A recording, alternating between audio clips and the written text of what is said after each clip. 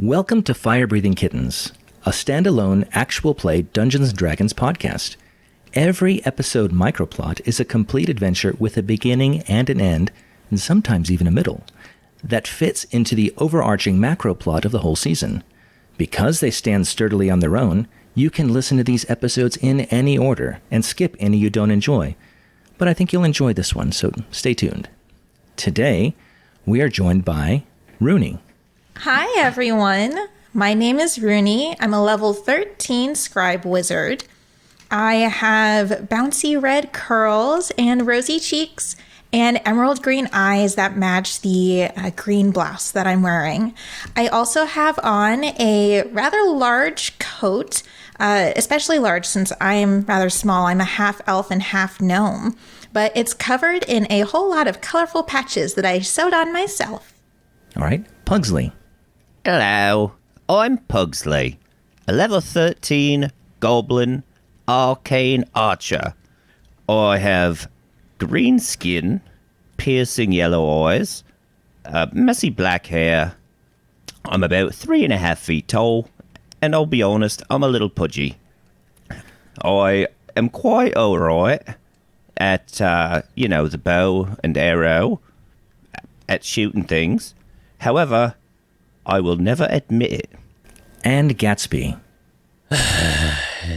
This is the way these things must start always, I suppose. Yes, my name is Gatsby. I am a level 13 tiefling warlock. I am a journalist and a writer with an interesting on-again, off-again relationship with the truth in my work. So we'll see how things end up on that front. I am, as always, joined by my faithful macro pig Daisy, who is currently asleep beneath my feet, so no one talk too loudly, otherwise we'll wake her, and then we'll regret it. Let me just say that. So let us get on with it, because I think I hear something on the horizon. You are all currently in the Fire Breathing Kittens Guild Hall. It is a Thursday afternoon, and it is sparsely populated relative to what it normally is. But those that are there are very engaged with talking to each other about the latest rumors. The biggest topic of discussion are the rumblings of war between the country of Guaso and the nation of Albion, Guaso's neighbor to the north. The latest news is twofold. First, as part of the escalating tensions, Albion has ceased exporting luxury goods to Guaso, including furs, diamonds, fine wine, and marble, and has created a significant scarcity among these items around Niqamui. Secondly, there is uncertainty as to what Guaso will have the various adventuring guilds do in the lead up to war. Some say conscription, while others say that you guys will be unaffected. Some of the other guilds, such as the Sunblades and Moody Booksellers, have temporarily shut their doors to escape any compelled service. So, in light of all of that, what are you all doing? I have kicked my feet up, and I have written letters to the rest of my family to say, nice one, guys. Because I am actually from Albion, so I have no fear of conscription, but I do have a little bit of fear of becoming a prisoner of war. But yeah, these things happen. I've been one before. It's actually quite comfortable depending on where you go. I think in the face of those rumors and knowledge, Runii is surprisingly just unperturbed. She's kind of just like burying herself. She seems to be like in the middle of crafting a scroll, like a spell scroll. And, there's some rumors going around, but it's like she's not paying attention to it. It's almost kind of like she's forcing herself not to pay attention to it. All right. What about you, Pugsley? Pugsley is likely standing in a corner, especially if there's quite a bit of tall people around. He doesn't want to get too close. Being 3.5 feet tall, you don't get the greatest aromas. However, he is slightly worried because he is very good at the bow. He just doesn't want to prove it. So he's worried about getting conscripted, and then, he doesn't really want to hurt anybody. So he's keeping a low profile. All right. Can everybody give me a perception check? 17 for Gatsby. All right. 12 for Runii. I don't think I see anything. I got a 6. Yes. So we'll start with Pugsley. Pugsley, you're hanging out in the corner, and you just see people wandering around. Not too many people, as we discussed previously. Runii, you keep hearing, actually, Runii and Gatsby, you would hear there's like a murmuring in the guild hall today. And a lot of guild members keep whispering to each other and then looking at Gatsby suspiciously. And you overhear the words from Albion. And then you kind of see a look on their faces that is representative of concern or empathy, but like for Gatsby, not concern for themselves. Like, oh, like what's going to happen to him type of sentiment. And then Gatsby, you alone notice an official-looking note above the job board. And it's from Nulasag, and it reads as follows. Attention FBK guild members. Guild prices have gone up as a result of fewer guilds being open, as well as the embargo. Guild-sponsored revivification is indefinitely suspended until the current situation is resolved. This may mean less work for the time being. Wait a minute. We had guild-sponsored revivification? Since when? I think I've always been trying to not die on the way on all these different adventures. If I knew I could have died, I would have just sat down and let it happen and let the others take care of it. But no, they don't let us know about these things until it's too late. Oh, I think it was in the fine print of the contract, you know? That might be it. I never actually signed a contract. Because, I can't leave a paper trail, because if people find out what my signature is, then there goes a lot of forgeries all of a sudden. Well, why don't you just be able to make new signatures then and just always change it so people are always, kept on their toes? Look, I know you always need to know that, but you don't need to be smart all the time. I was going to give you something. Oh, no, I appreciate it. I appreciate it. You're just making me feel a little inadequate, that's all. But no, it's fine. It's fine. And I walk up and just quickly headbutts the wall, leaving two horn marks in the wood and a little bit of charring. Excellent. I'm sure, as is tradition in the FBK Guildhall, whenever there is a hole punched through the wall or any kind of damage to the building, there's an on-site curator that labels the offender and the act as if like you're in a museum, like, oh yes, this is when Gatsby headbutted the wall this year on this day, and people can stand in the light of your magnificence and go, oh yes, I can try to do something quite like that, or better perhaps, or it's a very competitive feel, and so it's very exciting. However, if you look to either side of it, you will see a long line of previous headbutt marks. Wow, if only I could leave the imprint of my head in the wall like that. You're more than welcome to try. What's the worst that can happen? She's going to just... Come on, She'll... smash that head. Smash that head. Smash that head. And she slams her forehead into the wall, trying to make a dent like Gatsby did. I will say you definitely hit the wall. There is a reverberation since you're unaccustomed to generally physical attack, but in particular attacking with your head. You realize that is not something that you start with slamming your head against the wall. You need to build up to something as difficult as that. The wall is quite hard, and I need you to take 1 damage as you recoil a little bit and go, oh, that was a mistake. Oh, that was a mistake. No, I'm just going to do this instead, and she'll just wave her hands real quick and cast Firebolt. So now there is a burn in the wall. Very close to where Gatsby's burns are. And she actually will put in multiple firebolts to etch in an R. Nice. Pugsley will watch this happening and go, no, that looked like it hurt quite a bit. I'm good.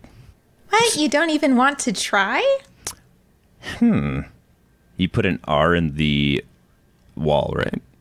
Mm-hmm. He will very quickly take out an arrow, string his bow, and put an arrow right in the center of the R, right in like the hole spot.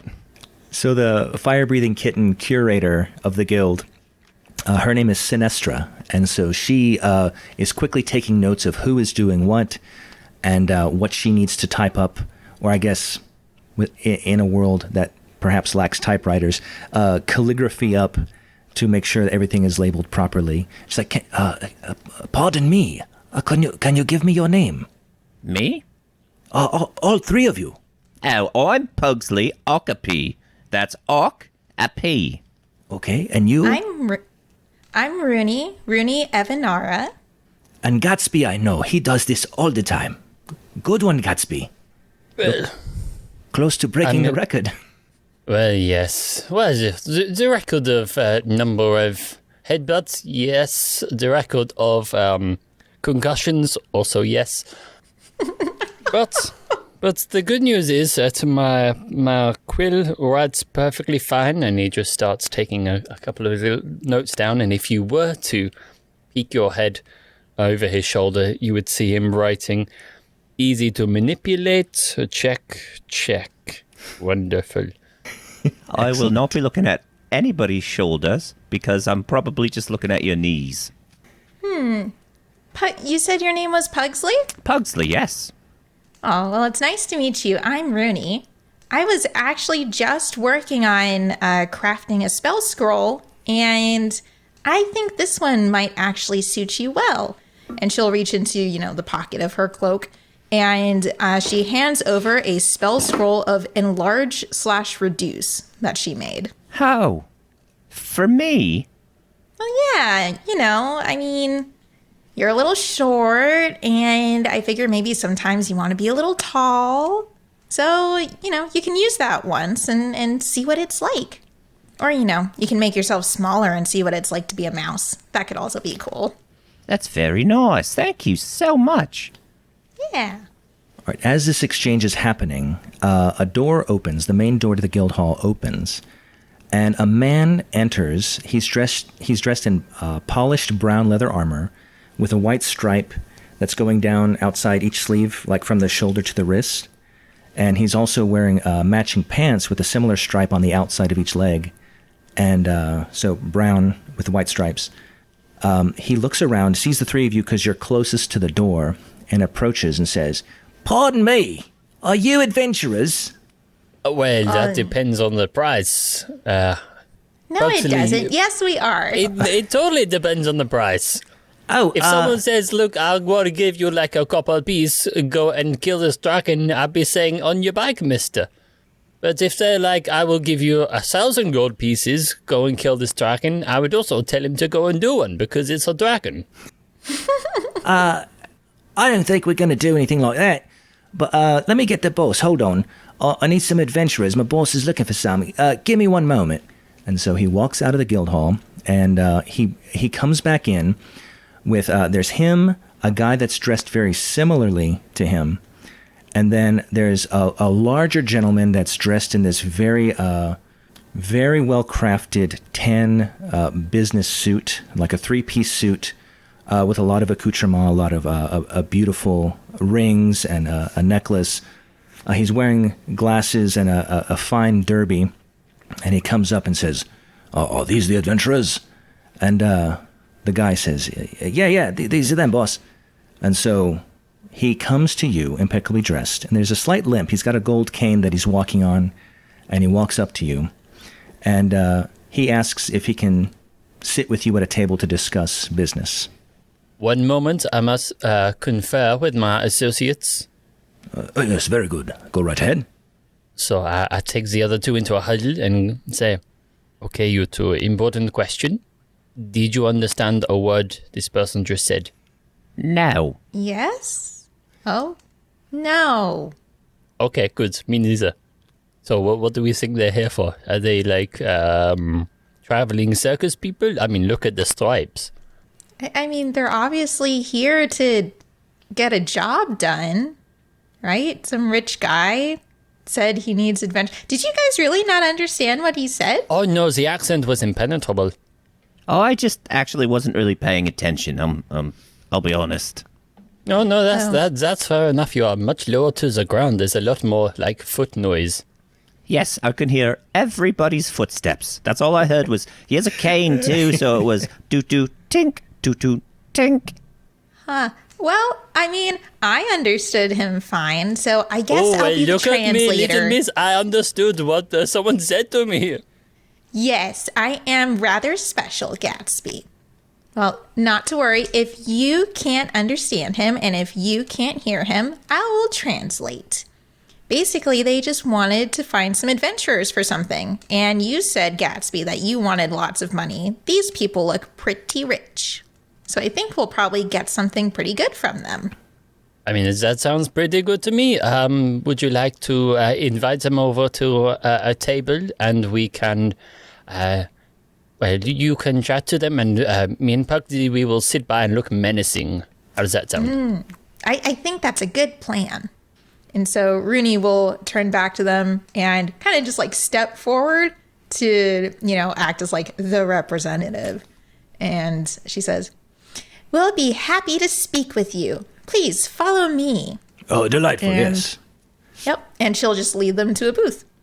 All right, so you make your way to a corner booth. The two guys that are with him that are dressed similarly, they were flanking him, but now they're sitting to the side while he joins you in the booth. And he speaks to you. He goes, yes, hello. My name, you probably already know who I am, but I'm Improbus Shackleford, and I'm head of the local Bakers Guild here in Niqamui. I have, of course, my desire is to be the head of the entire Guaso Bakers Guild, but let's not get ahead of ourselves. I have a bit of a problem, and my usual... I have a retainer with the sun blades, but as you can see, they're not available. So I not really interacted with you fire-breathing kittens, but perhaps you can help me. You see, there is a man, his name is Felix, I believe, Padero, and he threatens our organization, not with violence or anything like that, but, see, we have, to become a member of the guild, you must undergo quite a lot of training. We have a special academy such that those with talent can be taught and refined and honed until they are the best in the field. And so we have official bakers all around town. I'd say 7 in Niqamui alone, which is higher than most cities in the nation. The problem becomes is this Felix is posing as an official baker. Now, I'm not sure how they do things outside of Niqamui, but that is a title reserved only for those qualified to make the very best. And he's attracting quite a crowd. He's attracting several people who enjoy his, what I can only imagine to be lesser quality goods at far lower prices. When you become a member of the guild, we as a group set the prices of whatever are the finest breads or pastries, tarts, cakes. They're set, but this gentleman is going rogue, if you will, and from what I understand, he's selling at probably 1/3 of what we offer. Now, as you can imagine, people are flocking because although the quality probably is not as good, the price is very attractive, and so many of our bakers are losing business. And what this means for the future of the guild could be dangerous. I ask of you a very simple thing. I would like you to go speak with him, and either have him join the guild, so he can be part of our organization, perhaps get enhanced training, but of course, for the integrity of the guild and supporting the academy and whatnot, or... and this is why I come to you specifically, convince him to cease his meddlesome operation. Would you be able to help? Let me confer with my associates. Oh, yes, of course. What do you guys think?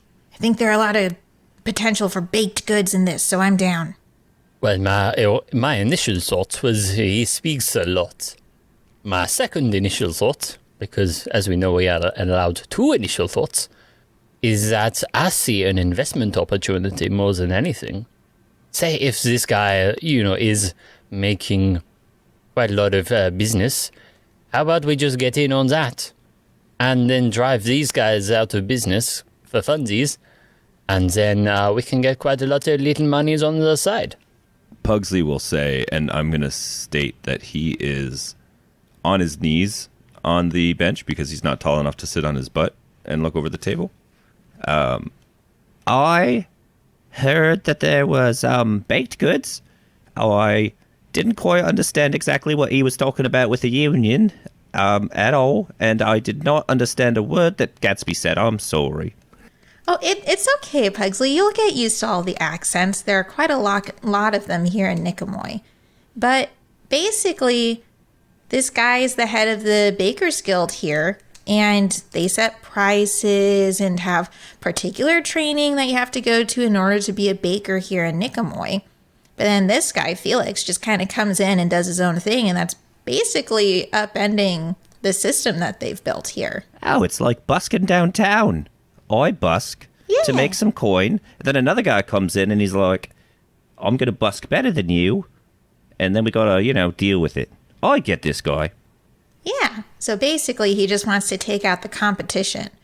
But I did notice he said that he assumes that the goods are not as good of quality as his guild. What if they are or better?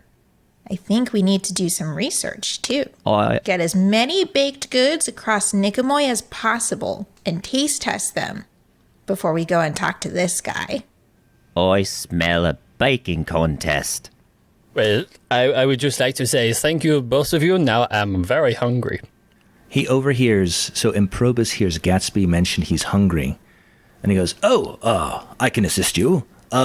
Crumb, please, the tray.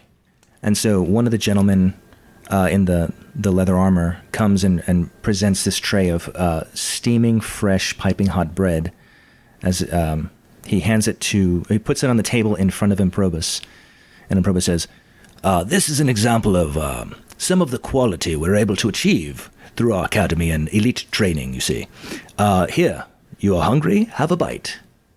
Take a bite. As you chew. Right in the middle. Perfect. That's so rude. Well, he's the one who interrupted our conversation. Who's the rude one now? I mean, I wanted to try some too, but now I can't because you just bit it in the middle. I mean, there are others. At this, Not just one. Improbus hears that you wanted to try some too. He goes, "Oh, don't worry, my lady.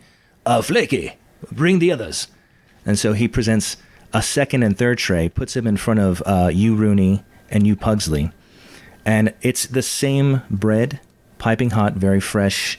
And he says, "Please, this observe our quality." Excuse me. Sorry. Is this gluten-free? Absolutely not. Gluten is the foundation of our recipes. That's absurd. Why, who would make such a thing as gluten-free bread? I'm not sure. Just I heard somebody talking about it, and I thought I'd ask, but I'm gonna eat it anyway. All right, I insist that you do. And So I as you will. take a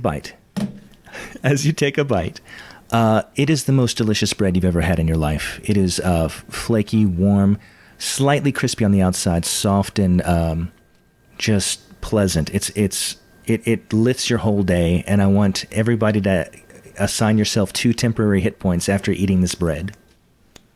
Kind of makes up for the one I lost giving myself a concussion. Love it. I feel quite invigorated after that. Of course. I've had the better back home. You're from Albion, are you not? I would thank you not to assume where I'm from just due to my accent, sir. But yes. Oh, Why do sorry. you ask? I apologize. I am trying to make a better habit of not assuming. But yes, Albion is known for their breads, and it's unfortunate that some of their ingredients are unable to come across the border thanks to the embargo. Oh, no, I see it as a good thing, We can drive up the prices here so that when we do lift the embargo due to some phony rumors, then we make a lot of money back home, and then we can finally add that 3rd swimming pool to our villa that we've been wanting for the last 2.5 weeks. He takes in your words with rapturously. He's like, "Ah, yes, I like the way this lad thinks."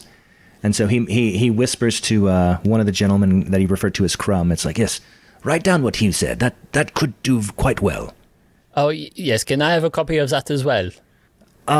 Well, does that mean you're willing to take the job? Because No, it means I have no idea what I just said.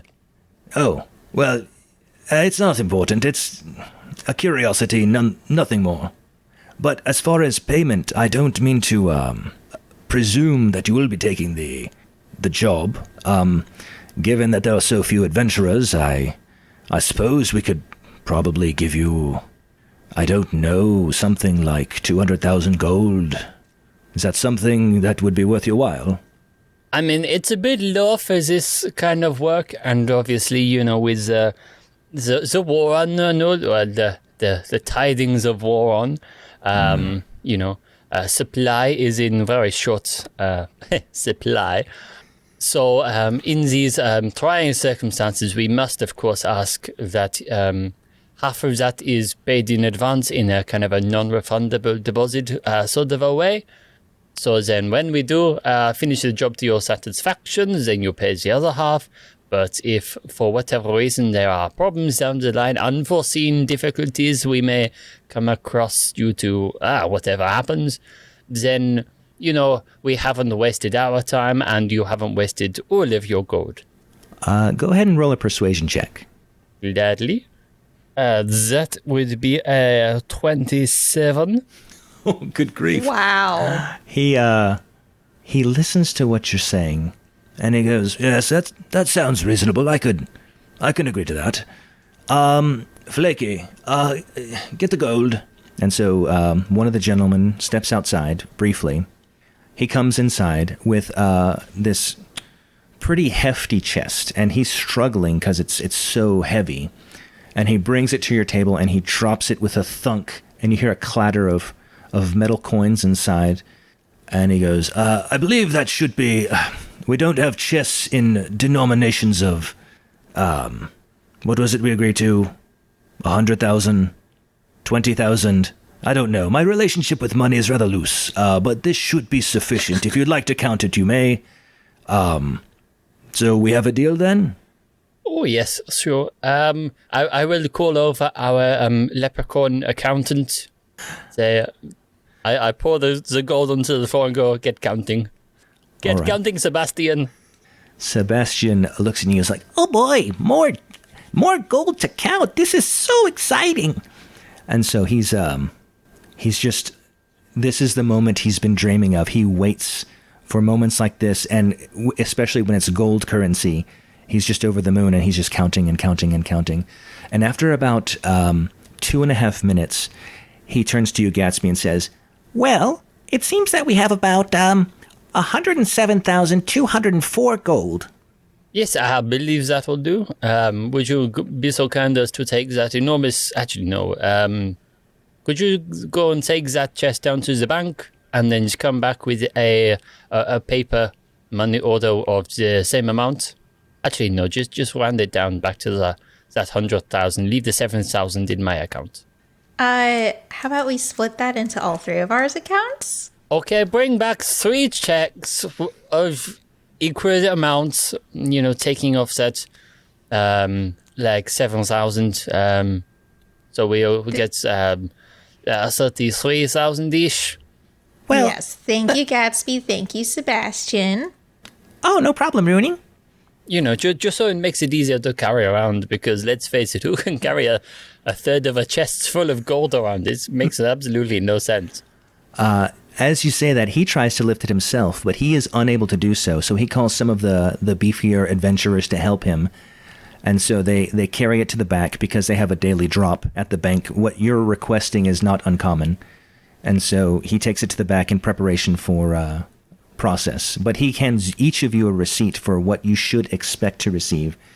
And it should be 33,333 gold. Except for Gatsby, since he was doing most of the talking, he gets that extra gold. So he gets 33,334 gold. And then the remainder is just kind of put on hold for now. So, thank you very much. You can find this Felix at his new bakery. He's been there for a long time, but he's revamped it over the past few months. You see, he used to be in charge of collecting all the old bread around town and processing it so that it could be fed, the crusty, stale bread could be fed to prisoners in the Guaso countryside. But he seems to have ceased that operation in favor of this new baking initiative. So you can find him at his location at 44 East Pearl Street. You said that was East Pill Street? Sorry, pearl, as in what's in an oyster once it is irritated enough to make something beautiful. I see what you mean now, Gatsby, by the accent. I didn't quite catch that. It is a bit strange, isn't it? We don't understand it. Maybe it's just maybe it's not his natural language. It does happen sometimes. People say things in a weird way. I appreciate you overlooking my Stop linguistic listening into our conversations. deficiencies. Well, you're speaking so plainly. It's everyone around can hear you. Put your fingers in your ears and hum the national anthem of whatever it is country you come from, so we can have our conversations in peace. I am a native of Guaso. Then and sing that national anthem. I do don't not care. put my fingers in my ears and sully them in the event I need to bake more bread. That is against the code. Or get one of your lackeys to put his fingers in your ears. Crumb, Flaky, put your fingers in your ears and sing the anthem for me. And so they do immediately. They listen to him and say, very well. Once you're completed, find me at the Bakers Guild headquarters, and we can finalize this transaction. Is he now talking, like, really loud because he's got fingers in his ears? No. No, sorry. He has his, I guess, guards or servants having their fingers in their ears and singing on his behalf, and he's just speaking to you over their singing so you can hear them. And then as they do that, he stands up and prepares to walk away. So if there's anything you want to ask him or tell him, now is the time. Well, I think we've got everything we need. By the by, DM, what does the national anthem of Guaso sound like? It's an instrumental, and unfortunately I don't have... so they're humming.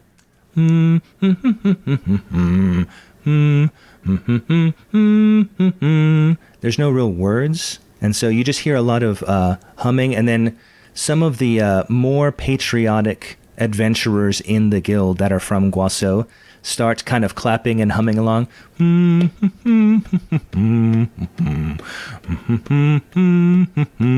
then,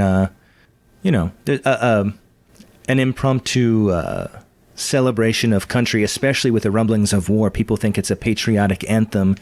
Like, no, we're going to do our best. And so Improbus and his two helpers leave to applause in a way, but kind of clapped along with the national anthem, and then they depart. But then you still hear the anthem from the other adventurers in the guild. Well, that was an ordeal, wasn't it? I think it was quite beautiful, actually. Yes, but don't you ever think that sometimes our days are just weird? Oh, I've... You know, like, I've got friends who work full-time on the paper, and they just, turn up to work and start writing and then leave again. They don't have people turning up with, baked treats and then suddenly it devolves into singing. Well, sometimes it does. But I'm just saying that our lives are strange. True, but that's the fun part of being an adventurer. And now we get to sample all these baked goods. I'm pretty excited about this. You're pretty smart yourself, Gatsby, for getting us some more money. Well, I saw an opportunity, and now we have our seed money to invest in the rival business. And it's not our money. That's thinking. I mean, it's basically basic investing. Never invest your own money in these sorts of things. Always do someone else's. Well, I don't want to hop on the let's invest in the competition train right away. Because, I don't know, what if the goods aren't actually that good? I think we should go and still conduct some in-depth research and buy baked goods. And we can say that we're on a quest from Improbus, so like all the official Bakers Guild bakers here will probably give us the goods for free. And then we can go over to, Felix's place, and then actually test it out and see how good of a baker he is. That sounds good to me. Does anyone fancy montaging this thing? Oh, I love montages. So some hip music plays as you go all across town. Sometimes you're walking, sometimes via carriage, and sometimes it's like an open air carriage and you're just waving to people and kind of tossing bread to passersby in jubilation. And they catch it and wave at you and you wave back and you just taking bites here and there and just, you're just swimming in delight. Everything tastes so wonderful. You're only able to hit 3 of the bakeries because the other 4 in town are closed for the day. But those 3, when they find out that you're working for Improbus, they give you samples of their wares. Usually they're on the order of like 3 gold apiece, which is higher than like what regular bread would be. But they're official bakers, so they're able to jack up the price. And so you're just having a great time smiling and then all kind of synchronized walking to this hip modern music. I'm just imagining us just being in one of the carriages, like tossing bread into the crowds, and like occasionally, like one time we just drive past an orphanage, and Gatsby absolutely beans like a really tough sourdough directly into an orphan's head. As you do that, the one orphan falls on his back, but the other orphans see the bread and recognize it for what it is, and just kind of dogpile him in an attempt to grab a piece of that bread. He's a goner. I've seen this before. So Rudy will actually go and reach into one of her pockets, and she will reach into one that's got a little cat embroidered on it, and she'll pull out from this small pocket an actual like black cat, and then she'll just whisper, go and cheer up that little kid, okay? And she will bring it over with like her mage hand and just like plop it next to the kid after all of them have finished like destroying them. So he gets up a little bit battered because he was mildly trampled, but by kids, and so he was just covering himself. And then as the kids scatter with their piece of bread, he's left breadless. But then at that moment, your cat comes up and kind of caresses him on the leg as he walks up to him, kind of rubs his body against his leg, and you can see his spirits lift. Yeah, because now he has a cat to eat. No, Gatsby. I actually grew up in something of an orphanage. Like, I have a dad, but like a lot of the people I grew up with were orphans. They always just need some cheering up, and it can be kind of, aggressive at times. So I'm just glad I could help him out a little bit. I wish he could have gotten the bread that you threw at him, though. Oh, I've got a spare one, and I built another one. So you're on a carriage that is traveling away. Can you roll to hit for your throw? Well, what I can do is, see, my fatal micropig Daisy acts as my arcane focus. So if I put a piece of bread in her mouth and I cast Eldritch Blast through her, I can totally... It's like a t-shirt gun. I basically hold her on my shoulder and bazooka a bit of bread straight at the orphan. So well, let's just have a look. What's my range on Eldritch Blast? 120 feet. I reckon that ought to do the job. Yeah, you're about 50 feet away, so that's no problem at all. You launch this bread from Daisy, and it hurtles through the air.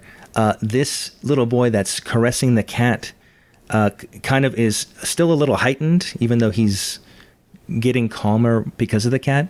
But as a result, his head's a bit on a swivel, and he sees the bread out of the corner of his eye.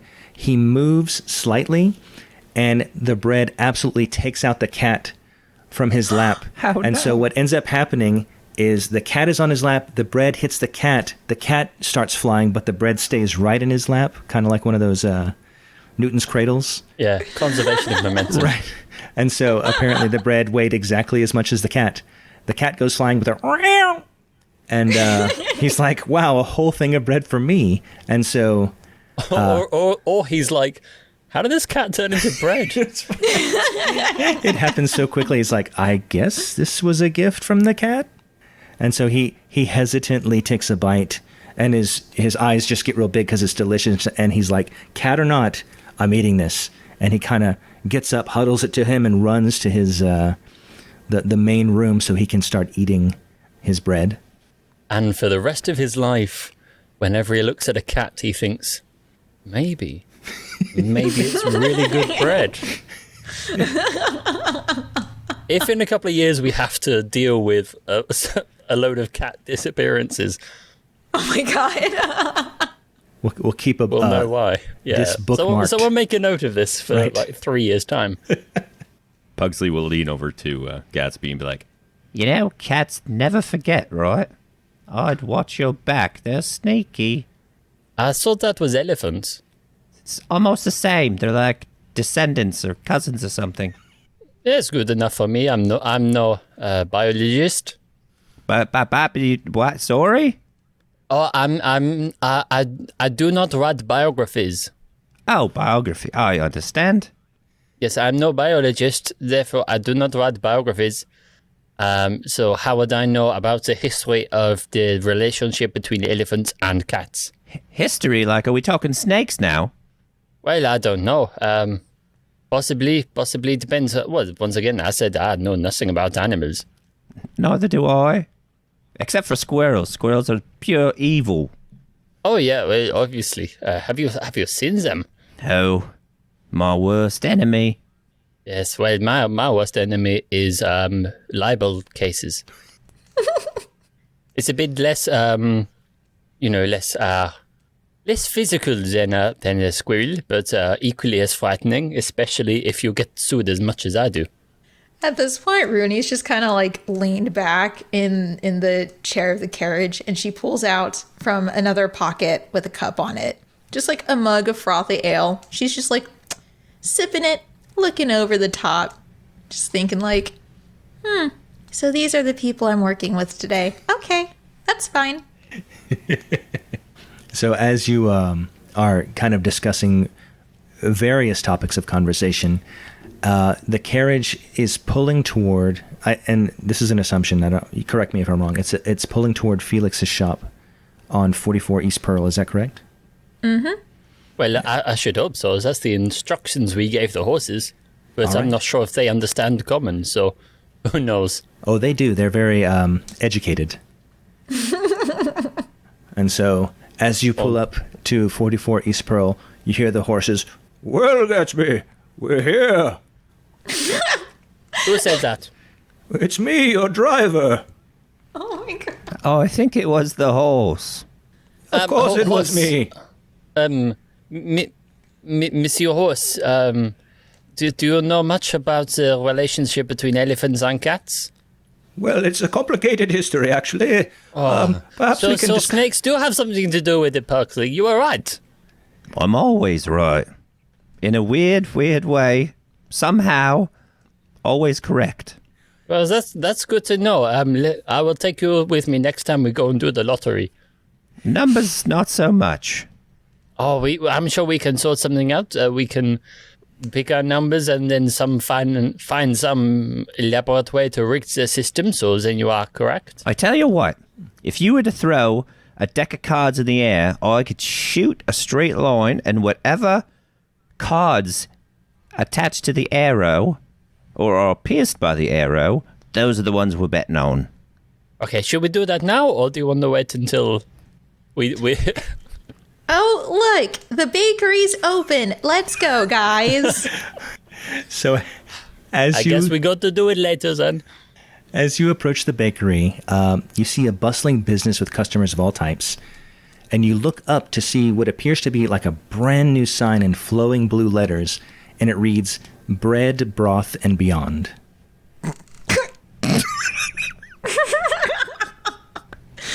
DM just, oh my god, on point.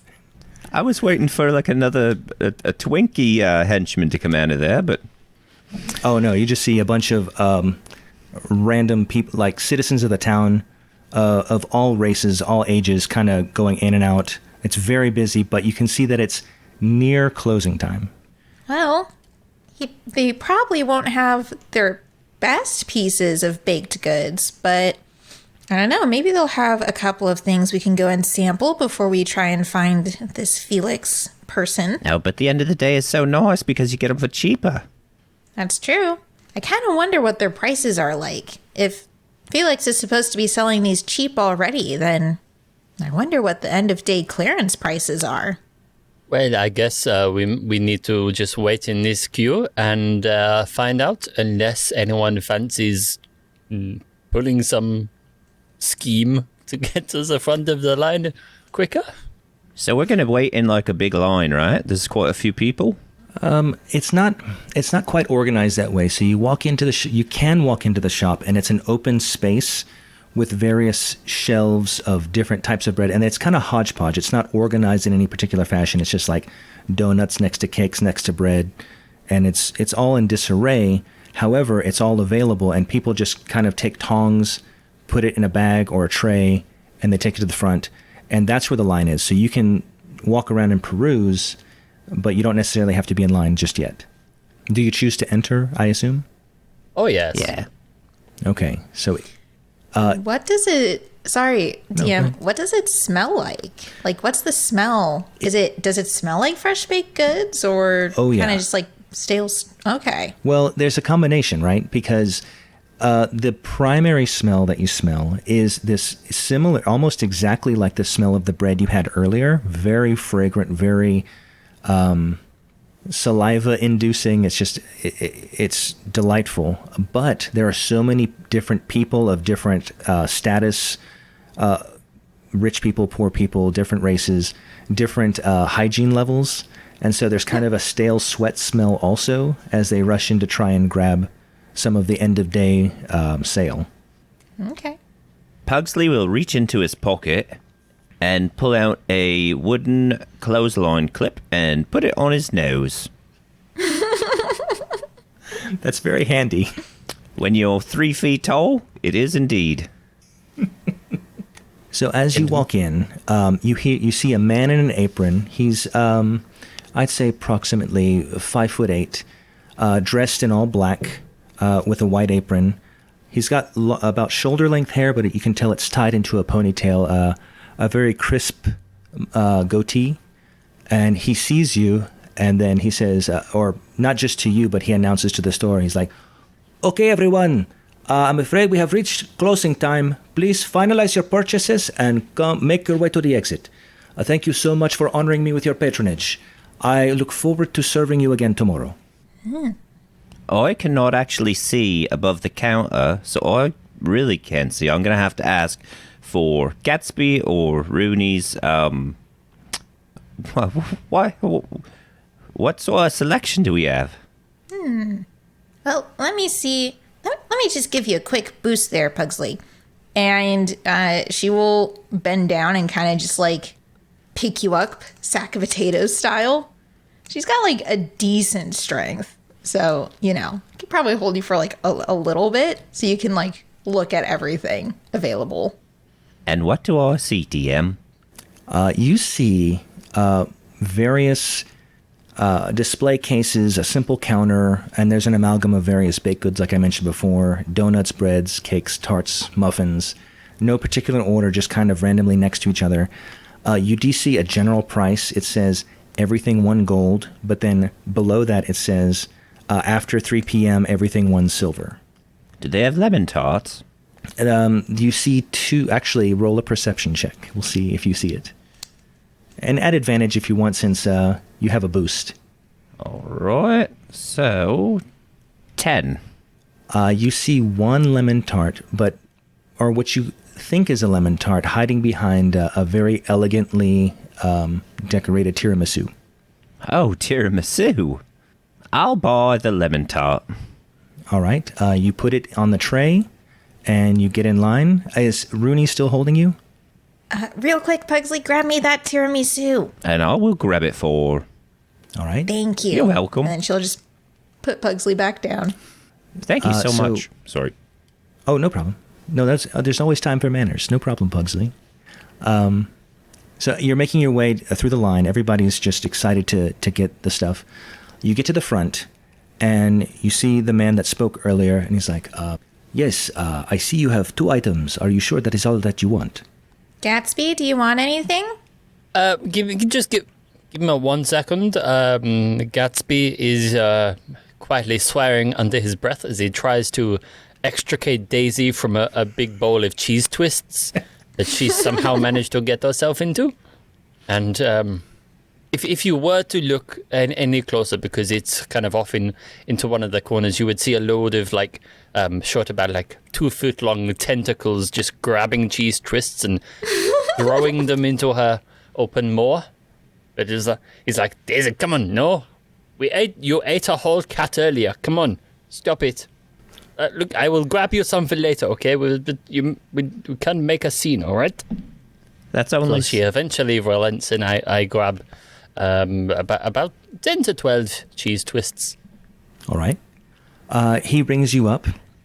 He says, yes, that will be, since you are purchasing more than a dozen of my items, you may have them for either 1 gold or 10 silver, whichever denomination you prefer.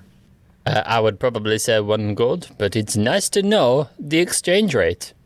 Yes, it is my pleasure. And so he takes the gold and gives you a quick receipt and says, thank you so much. I believe you are new. I have many customers and try to remember many faces. I have not seen the 3 of you before. Oh no, we are just humble visiting investors, just investigating and investing. Oh, write that down. That's catchy. We are just having a look around to see where we can put our vast supplies of gold, and I lazily wave order for 33,000 gold around. We have too much money, and we would really like to know, if how your business model works, just to see if we can help you. Oh, in the long run, That is quite a discussion. How about let me close up and then we can discuss business. I am curious what you have to offer, and I would be more than happy to tell you about my process. Would that be all right with you? Oh, yes, that sounds absolutely fine to me. Daisy, get out of there! So he asks you to have a seat, and then he's cleaning the counters. All the other customers fan out. He turns the sign from open to closed. He's sweeping a little bit, and as he's sweeping, he says, so, you said you are investors, and you want to know about my business. Is that correct? I believe that is what I said, yes. Very well.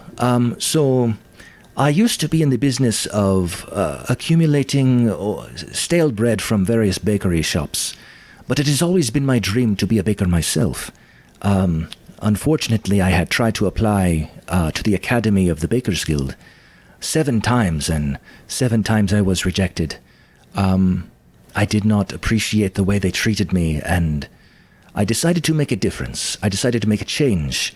And so what I do now, while studying on my own, of course, is learning how to recreate some of the best products in Niqamui. And now, as a kind, maybe not so kind, attempt at competition with those that scorned me, I purposefully undercut their prices so everyone comes to me. It is simple business. It is not personal, although perhaps a little personal. So why were you rejected so many times? That is a painful story, unfortunately. My father was a baker, and he brought joy to so many people, and I wanted to do the same. So I applied to the academy, but I was laughed at. They said my technique was horrible and my talent was not even there.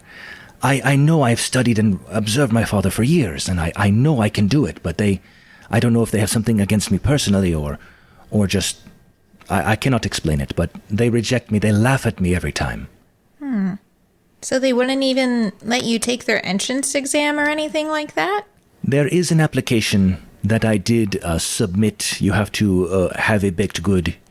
You submit it to them, but every time I was rejected. They said, quote, My bread tasted like ash. End quote. I will take a bite of the tiramisu. How does it taste? It is the perfect balance of sweet and like it's not too sweet, but it's very flavorful. The coffee flavor penetrates through, but isn't overpowering. And it's just this. It's like the perfect thing at the end of a long day, and you're just like, wow. Even though you've had all that bread from all those other bakeries, this really is as good. Gatsby, if you don't mind just talking more about the, investing opportunities, I'm going to take a look around the shop. If you don't mind, sir. Sure. I would ask that you limit it to this front room. I have a lot of equipment and ingredients in the back. I want to make sure it is sanitary. Of course. And then Runii will actually start to ritually cast detect magic. Oh, okay. And especially just kind of sit by the counter, like the cash register, so that she's still in the front of the store, but will also in that 30-foot radius of detect magic, we'll be able to see if there's anything in the back that would ping anything. So 30 foot. And that's is that 10 minutes to cast ritually? Yeah, it is. So I don't know if that's something where it's she needs to sit down and do it, or if she can just walk through the counters and things like that. Either way you want to do it is fine. If you're walking through the store, it'll just sound like you're mumbling to yourself and you're moving your hands around like you're interested in what you see. Or you can sit down and just kind of do the same thing. But yeah, we can do that. But while you're doing that for 10 minutes, what are Pugsley and Gatsby doing? Well, I imagine we'd spilled something, like a drink or something, and it's gone all over Pugsley's head, so we have to clean him up a little bit and put his hair back the way it is, and I also think that maybe the proprietor thinks Pugsley is a child, so he offers to get a children's menu and everything, and then we have to explain that Pugsley is not a child, is just small, so there's a little bit of awkwardness in that regard, but I think we iron it out in the end, and we can actually start talking about the proper investment opportunities, which I'm sure Gatsby knows about that the player does not, so we will not go too much into specifics on that front. All right. Pugsley, are you all right with how you've been treated? Or would you like to respond to the proprietor for insulting you? No, Pugsley is just quietly, in his mind, sad that he's very, very much so wanting to use the scroll that Runii so graciously gave him earlier, but he will not because he does not want to cause too much of a ruckus. So he is just going to go and sort of follow Runii around and just be a bit in his head. All right. So as you two are walking around and she's casting Detect Magic, Felix discusses with Gatsby kind of what his vision is, and it's primarily trying to undo the power of the Baker's Guild. He's trying to purposefully undersell, and he's confident. Yes, I believe I can sell as good as bread as they do. Any pastry they come up with, I can do the same. And eventually, when they are out of business, my work will be done. I will be known as the finest baker in Niqamui, and I can step down and pursue other interests. Wait, hang on a second. Yes? So, no, I'm just thinking about the longevity of this project.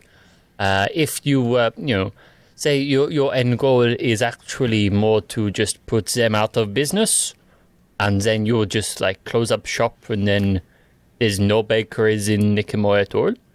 Well, I haven't thought all the way through, to be honest with you. My goal is to outdo them. Eventually, if I am very successful, I imagine they will all go out of business. And after that, my work will have been accomplished. I suppose I can continue my work as a baker, perhaps even hire some of them to bake for me. And then we can continue in that capacity, I suppose.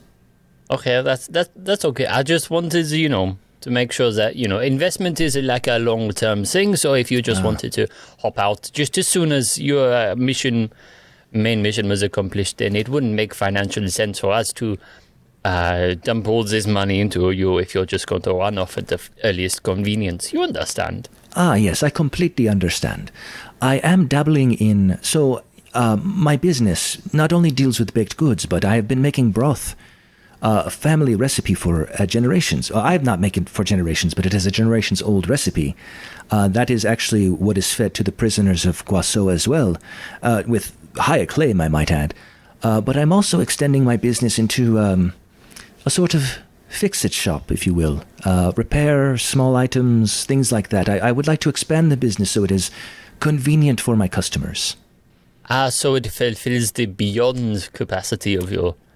Correct, name. yes. I suppose, yes, that would be appropriate. Yes, it almost seems as though you came up with the name first and then built the business around that. Well, to be honest, it was just stale bread and broth. And as you can imagine, that is not a very catchy name when you are trying to promote yourself. So I had some test audiences give me feedback onto what would be a better name, and that is what stuck.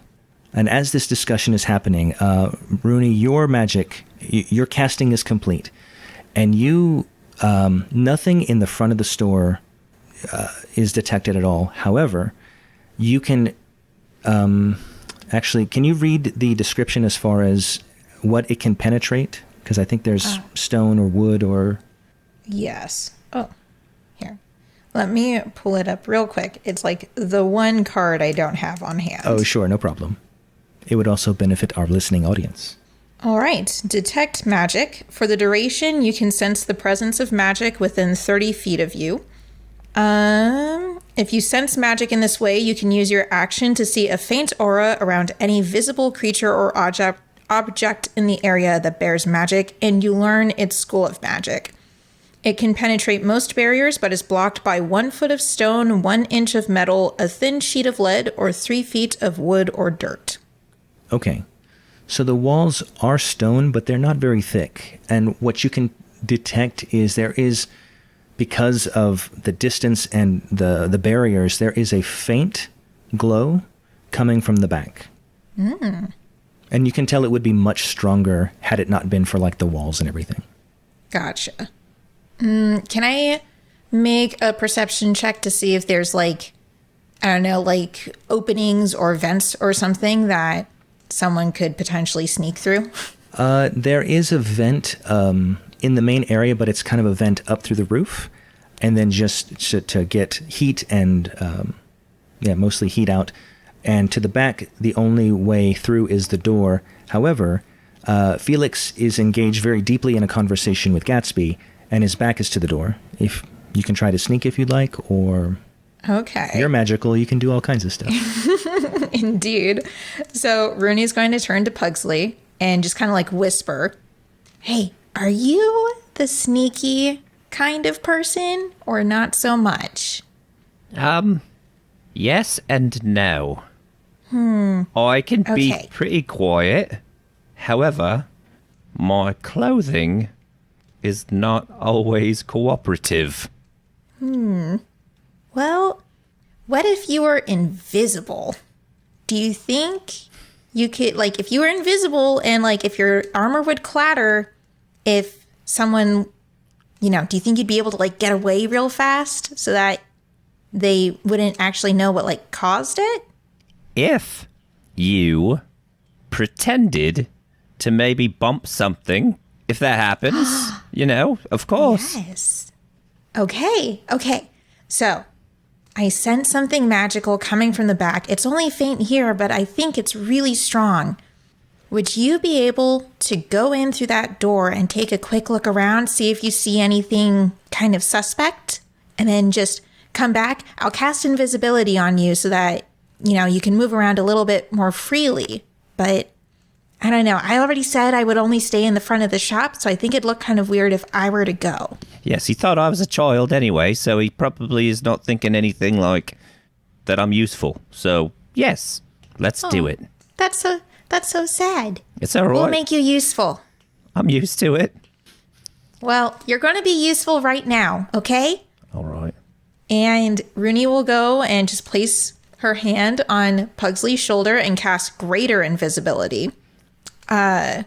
which is a 4th level spell. So essentially what it is... Oh, no. Sorry. No, it is, I think, just regular invisibility. I think in the book I looked it up and it was 3rd level, but I think in actuality it's 4th. Yeah, so just regular invisibility. And so anything you're wearing or carrying is also invisible as long as you keep it on your person. And it ends if you attack or cast a spell. So it's really just like, you know, really just like walk around and try not to get damaged or give damage. And you should be good. And it lasts for up to 1 hour as long as I'm concentrating.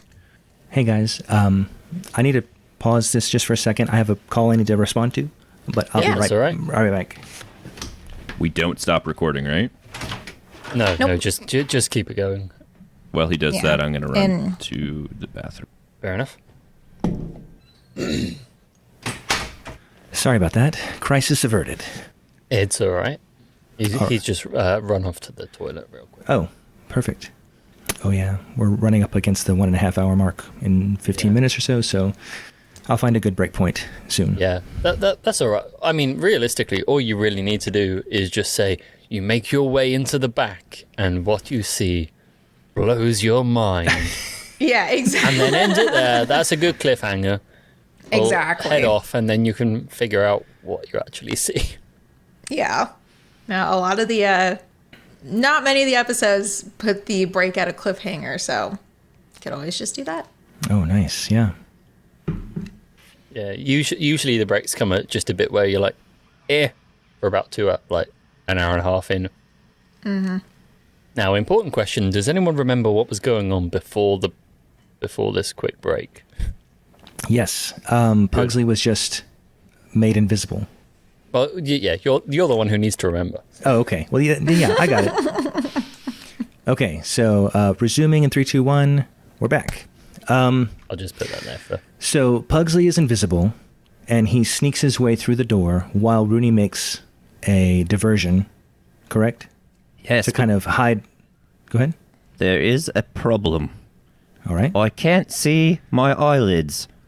Just close your eyes, and then you can walk freely. I can see That's- through them.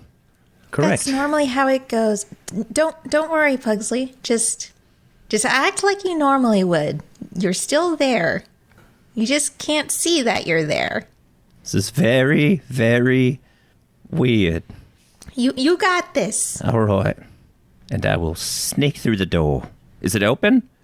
It is cracked, and you can open it, but I'll need you to roll a stealth check. At advantage because you're invisible, and because Runii is providing a distraction that would cover the sound of the door. Runii will just kind of like, kind of like the pretend to trips, like, oh no, and just fall into one of the one of the shelves and stuff. So it's like this big clattering sound of, baked goods and shelving. Oh my gosh, I'm so sorry. I'm such a klutz. It's a 12. And hopefully, 12. Okay, so as Runii makes the distraction, Felix turns to give his attention to Runii, but out of the corner of his eye sees the door move and is suspicious. And he knows that you're small, and you may have gone back there, and so his suspicion is up. And so we'll come back to him in just a minute. But what you see, you move toward the back, and it's a pretty disheveled area. It's very different from the newer portion up front. On the left, you see like a desk with this imbroglio of papers on it, and then several bookcases on either side. And on the right, you see rows and rows of bakery shelves, like for cooling stuff. But in the middle of the floor, you see what appears to be a dead adult female tabaxi with clear bloody wounds on her chest and neck. And with that, we will take our break.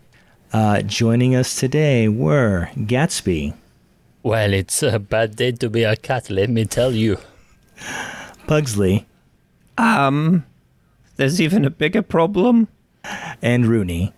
flawless plan, perfectly executed. We'll have info in no time. Bye. Bye-bye. We hope that you're enjoying this episode of the Fire Breathing Kittens podcast. This episode's shout out is from hyphen capital X lowercase o lowercase x hyphen, who says, quote, "After the success of Soul Holiday, Marisha Wallace is back in the studio creating her next full-length album. Marisha Wallace, Unspeakable Joy. Songs of empowerment, inspiration, and hope for a better future. Unspeakable Joy, MarishaWallace.com." End quote. Can you think of someone who might enjoy this podcast? Please share it with them. Is their birthday coming up? A special day? We can wish them a happy message on your behalf. You can arrange for us to read your shout out on air at firebreathingkittenspodcast.com through our partnership with the website Buy Me a Coffee. Do you enjoy reading books? You can find ebooks, paperbacks, and hardcover novels based on our adventures on Amazon.com. The authors do a great job of adapting the stories into fun novels. We also have official merchandise on Redbubble.com. Imagine owning a notebook with the Fire Breathing Kittens logo on the front, or a t-shirt with one of your favorite characters. Lastly, we don't pay to advertise our show, so the only way we can grow is if you tell someone about us. Is there an episode that would make that person smile? Tell them about it. Thank you. Welcome back. So, last we left our adventurers, Pugsley had just entered a room and saw something quite shocking. Let me see. Runii, can you please give a recap of the first part of the adventure? I would be happy to. Seeing as how Gatsby doesn't take notes, I decided to take some myself. Well, I do take notes. They're just inaccurate. Then, you know what? Never mind. So today, we were all hanging out in the guild hall. We were hearing about some rumors of war with Glosseau and Albion.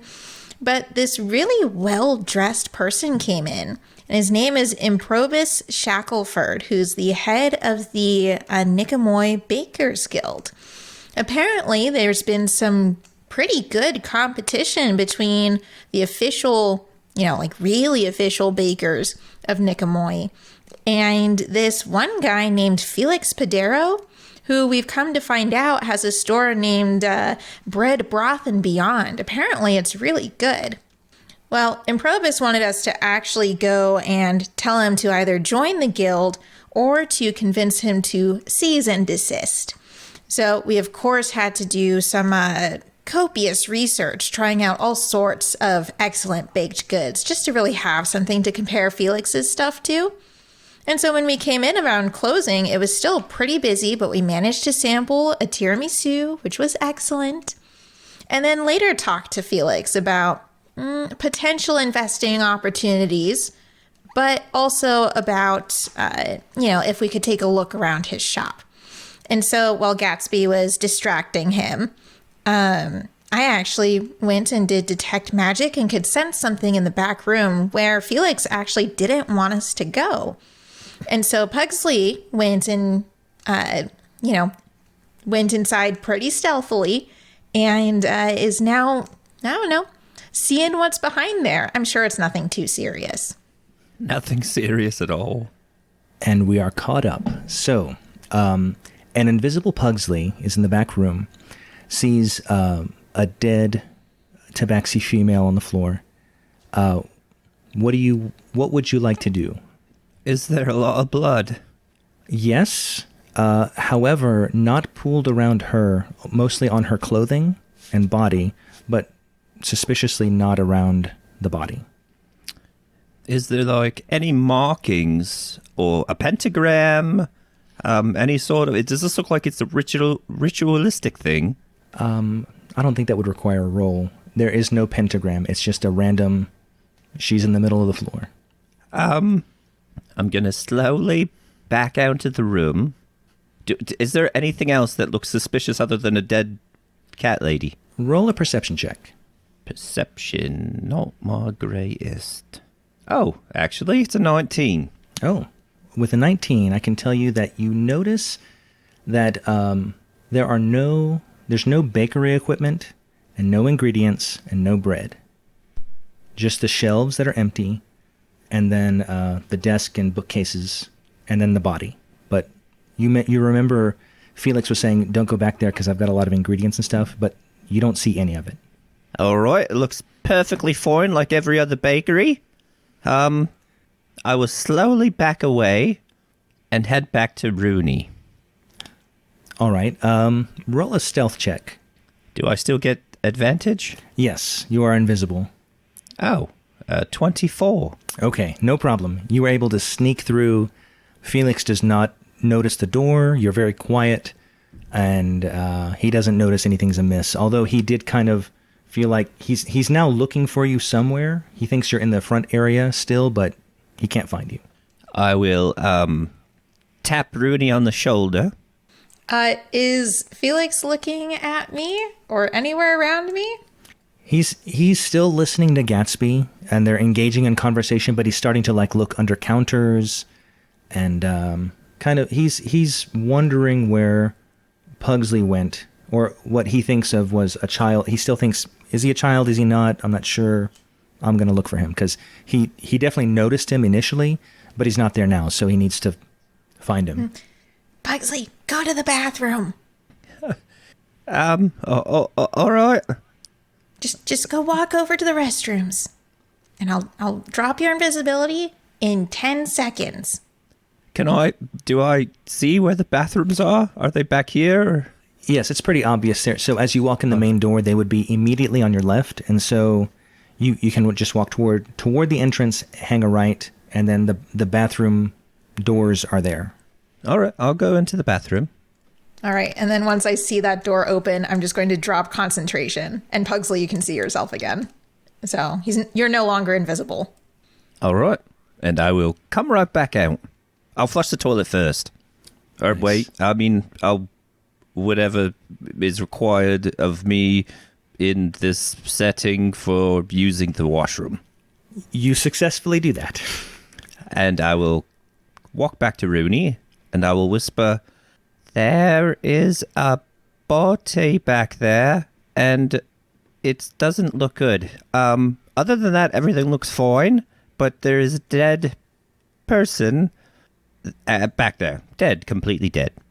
Oh, okay. That's not good. I really hope that none of it was in the lemon tart. Oh no, I ate that tiramisu. And so I said to the mayor that one evening, look, I don't care where you got the wine from. It's not good wine. You've got to sniff it beforehand, so then you don't serve me this absolute rubbish. And so the mayor gets all stroppy and calls a couple of Gatsby. servants over and drags me off to the gallows. And they're like, oh, Gatsby, you're not allowed to say that sort of thing to the mayor. And I said, well, just watch me. And so I managed to escape the gallows during a weird confusion where I knocked over a candle, and then I kicked a chicken directly at the hangman. And I scuppered using my natural talent, and So then I Gatsby, printed up. at some point, you hear in your head, I'm casting message, and you just hear in your head, there's a dead body in the back. And Maybe then do I found something? a dead body on the road, and it looked very suspicious, but then I paid it no mind and kept running, and hopefully, I hoped in my heart of hearts that the people chasing me fell and tripped over it, but I kept going, and then I printed it up, and that's how I got sued for the 7th time. Would you like to hear what happened when I got sued for the 8th time? It's a real doozy. So Felix looks at you. He's a little... you're talking way beyond him. He's trying to keep up, but he's having a hard time keeping up with the story. He does see Pugsley come out of the bathroom, so his fears are relayed there. But he's like, yes, I suppose that would be interesting. If you'll excuse me, I need to take some of these older breads and plates to the back to collect as part of the cleaning process. Do you mind? Oh, no, of course. Can I offer you any assistance? Not my own, of course. I'm no. sure Pugsley, come and help take some of these plates down. You are too kind, but No one It is ever a- said that about me. I do not think that will be necessary. Actually, roll a persuasion check. Okie dokies. 15. Okay, he reluctantly agrees. And he's like, okay, we will just drop it off on the shelves and we will be done. And then I will be able to close up properly. Please, little one, Pugsley, is that your name? Please help me with these dishes. Absolutely. So I'd be delighted to. Felix takes the dishes, gives you some of them, and some of the older breads that didn't sell. And there's remarkably few of them because his prices are so good. He leads the way, walks to the back. He sees the body, drops all his plates, and starts screaming. He's like, "No, no, not Alette!" I will drop the plates too and go, no, Alette. Runii will immediately go back there, hearing screams, or the shouting at least. You find Felix fall to his knees, and he's just very emotional. And he goes up to the woman, like he eventually finds the strength to stand up. He walks over to the woman and just kind of like holds her to him closely. Says, "Alette, I cannot believe this has happened to you. This is not the way it should have been." And he just starts weeping. I'll give him a little hug. He accepts your hug gladly. And then he remembers that you're there. Like, he forgets that you're there for a second. He's like, "Wait a minute. You are adventurers, are you not? Yes. I need your help. This dead, beautiful woman is Alette. She was a customer of mine for many months. She would come in every day at 9 a.m. She would order the same thing, a croissant, and sit at the window and look out into the street, watching people. She was a journalist. She said she liked the view because there was a pet store across the way that had a cockatiel that reminded her of her life as a little girl. I don't know. I don't know what happened, but you must help me. Is there any way you can bring her back? Please. I will do anything. Please bring her back. I know adventurers have died and come back, and there is a way. Can you help me?" I mean, there is a guild service that offers revivification, but I don't know if we'd really be able to do that for non-guild members. I will pay whatever it takes, please. I love this woman, and I never took the time to tell her, and now I fear it is too late. Please, give me a chance to express my love for this woman. I will do whatever is necessary. I know exactly how you feel.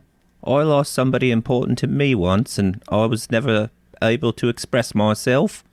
All I can say is that we could ask, probably, but I'm kind of new here, so I'll have to ask my friends. And I don't think I could probably carry her myself. I will carry her. That is not a problem.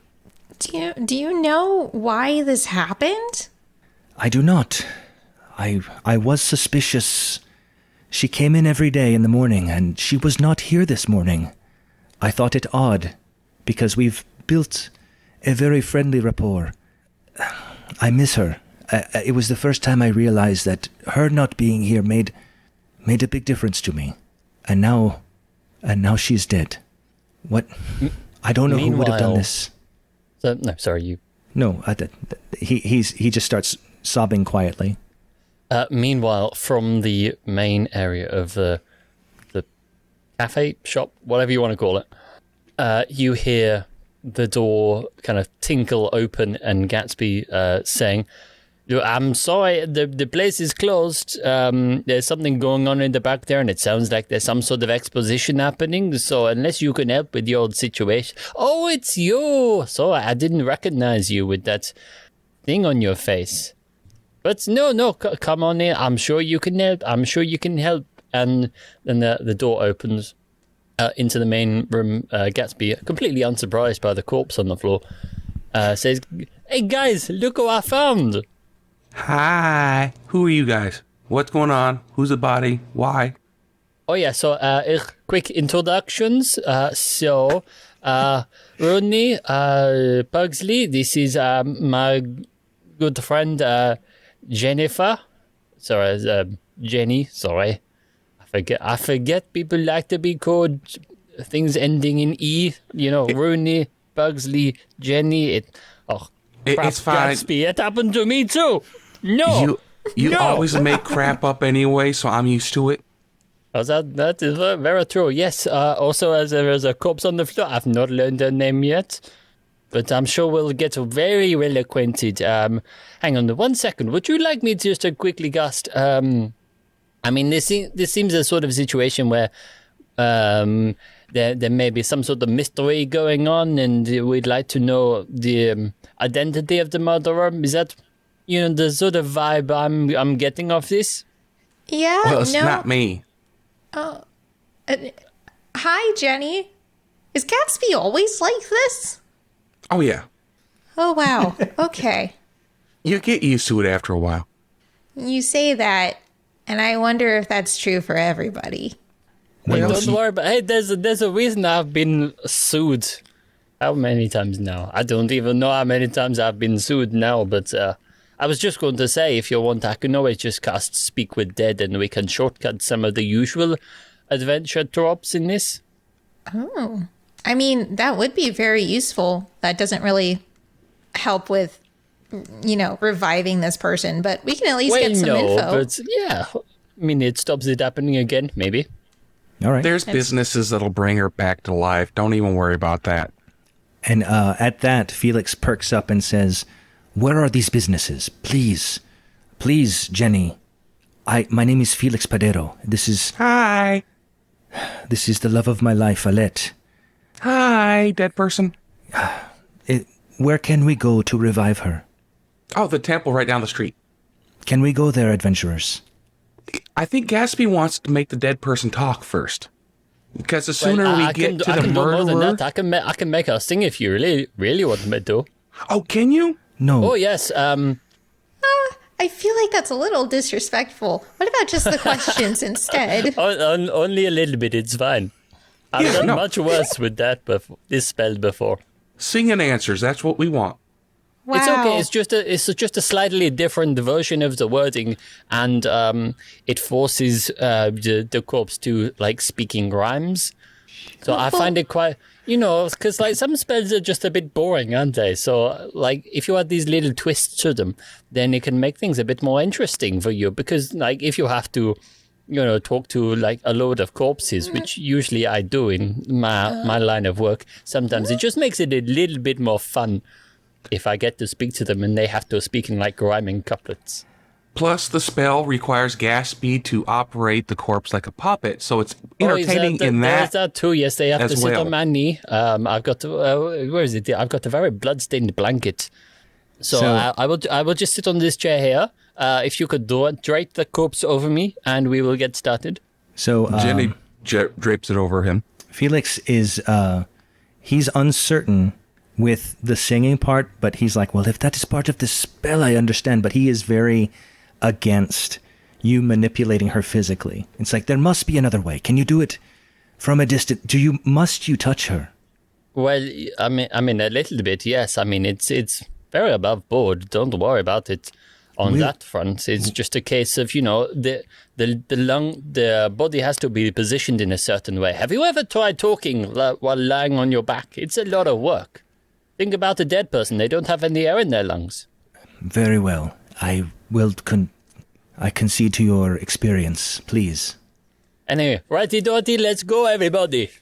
So can you describe the spell that you're casting? Yes, well, mechanically or just in universe? Yeah, mechanically. Just, you don't have to be in character, but just for the listeners, what does Speak to the Dead require? How long does it last? What are you able to do? Okay, so I can do this at will, if I should so choose, because I've got Eldritch whatnot's going on. This lasts for 10 minutes. It takes one action to do, so 6 seconds.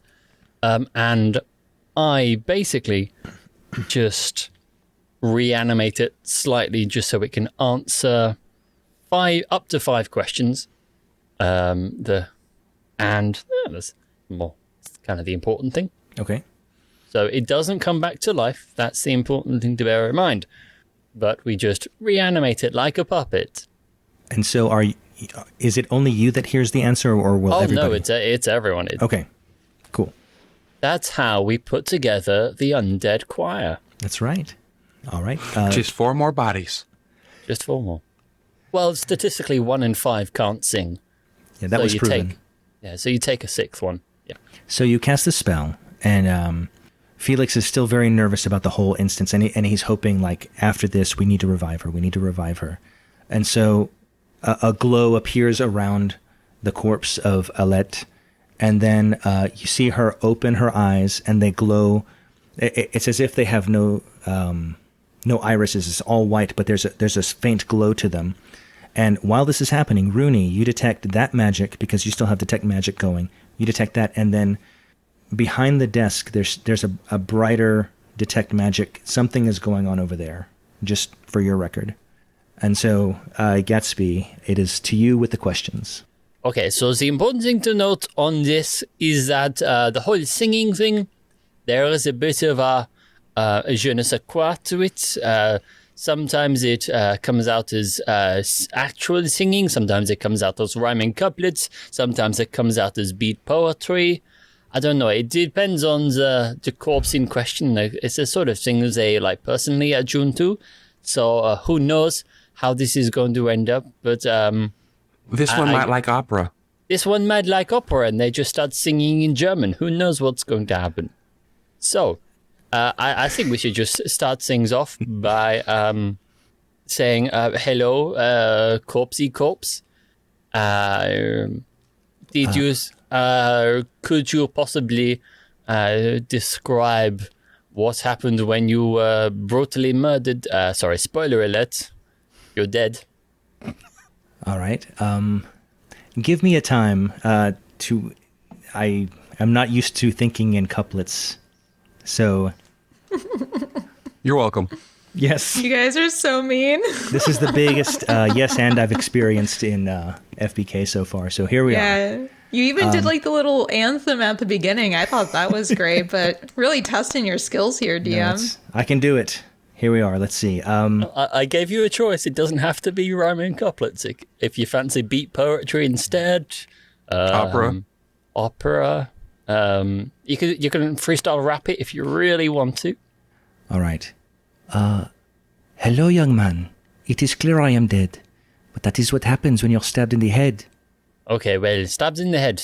Interesting one. That probably explains why the pentameter of it doesn't quite sit properly, but, it's a corpse. We can't be too judgy, I suppose. Anyways, does anyone else have a question you'd particularly like? Actually, let's just head this off at the pass. Do you have any particular feelings towards Felix here? Romantic fashion types. Oh, hold on. Not just disgust. That's what I get when I see him, but you might feel something different. Who knows? And then if you have time, who killed you? Okay. Well, we've got 3 more questions. We may as well get the important stuff out first. I'll answer the feelings one first and the who killed me next. So, as far as Felix goes, he's a very nice man. I would like to be in his life if that is part of his plan. And then as far as the murder, it says, I went to meet an informant. His name was Tony. He was supposed to give me information, but it turns out he was a phony. Okay, so maybe this Tony fellow murdered her, and Gatsby, you're in journalism, right? Do you know of anyone named Tony? Well, only there are a couple of there's one very enormous tabaxi I know whose name is Tony, but he's more of a mascot for an evil empire. So I'm not sure he comes down over towards this area of town anyway. He lives in the expensive part of town. Felix is overwhelmed at the answer about how she feels for him and says, wait, I might have a solution. And he's very hesitant, but he sees her speaking and hearing her voice, it's really moving him. And so he says, I have a secret. I would ask that you do not share it. I barely know you, so I do not know if you can be trusted, but I can absolutely be trusted. And I take out my pen and paper. Please make a deception check. He cannot. Well, this is unfortunate for you, isn't it? Because I got a 23. All right, he absolutely believes you. And he says, very well. I have not tried it on people, but we will give it a go. And so he goes over to the desk, and there are 2 bookcases. He goes to the right bookcase, and he pulls a combination of books in a certain sequence from various shelves. And what happens is there's a wall that slides open behind the desk between the bookcases. And what you see is what appears to be a large floating obsidian disc with a hollowed out middle. So it's kind of just like a giant ring that's floating. And there are very ancient looking, unintelligible markings all around it. And and so he says to you, this is the secret of how I am able to make the bread. I am not a baker. I am a liar. All I have done is discovered this in my shop. What it does is it is able to put things back the way they were 24 hours ago. So, in my previous profession, I collected the stale breads from various bakers around town. I would piece them together and sell them to the prisons. That is all they were good for, stale bread nobody wanted.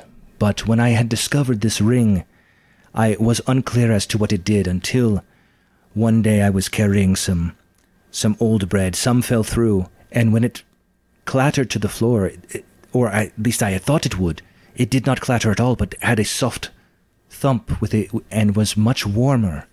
And through experimentation, I have found that it approximately is 1 day of time that transpires. So if all the bakers, as we spoke before, Gatsby, if they are to go out of business, I am out of business because I have no supply.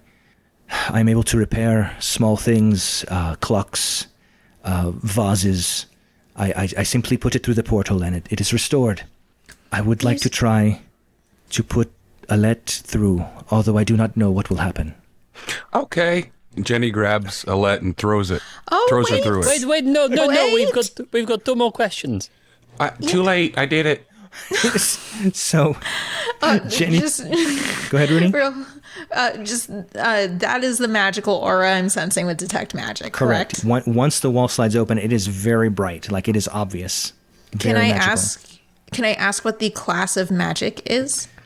I knew that question would come up, and I can't remember the school of magic, but it has to do with like transmogrification, like it changes one thing. Is it abjuration? Okay, so that'll be what transmutation then. Transmutation. That's the school of magic. It is. Okay, great. Thank you.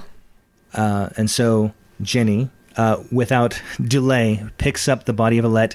I'm assuming you shoot her like a free throw? No, she just runs up and shoves the body through. Okay. It's a slam dunk. Right. It's about a meter or a yard in inner diameter. And so she easily passes through. And as she falls to the floor, you immediately see the wounds. They're gone. And color has rushed back to her body. And she breathes. And she's like, where am I? Felix, what is going on? Who are these people? I did it! Who are you? And she looks up at this giant Loxodragon, like a little bit concerned, but still stealing her nerves. Like, I'm okay, but I need information. Hi, I'm Jenny. Hello, Jenny. My name is Alette. It is a pleasure to meet you. I'm one. I am. Oh. Well, I prefer not say my age. I'm a lady, of course. You're 2.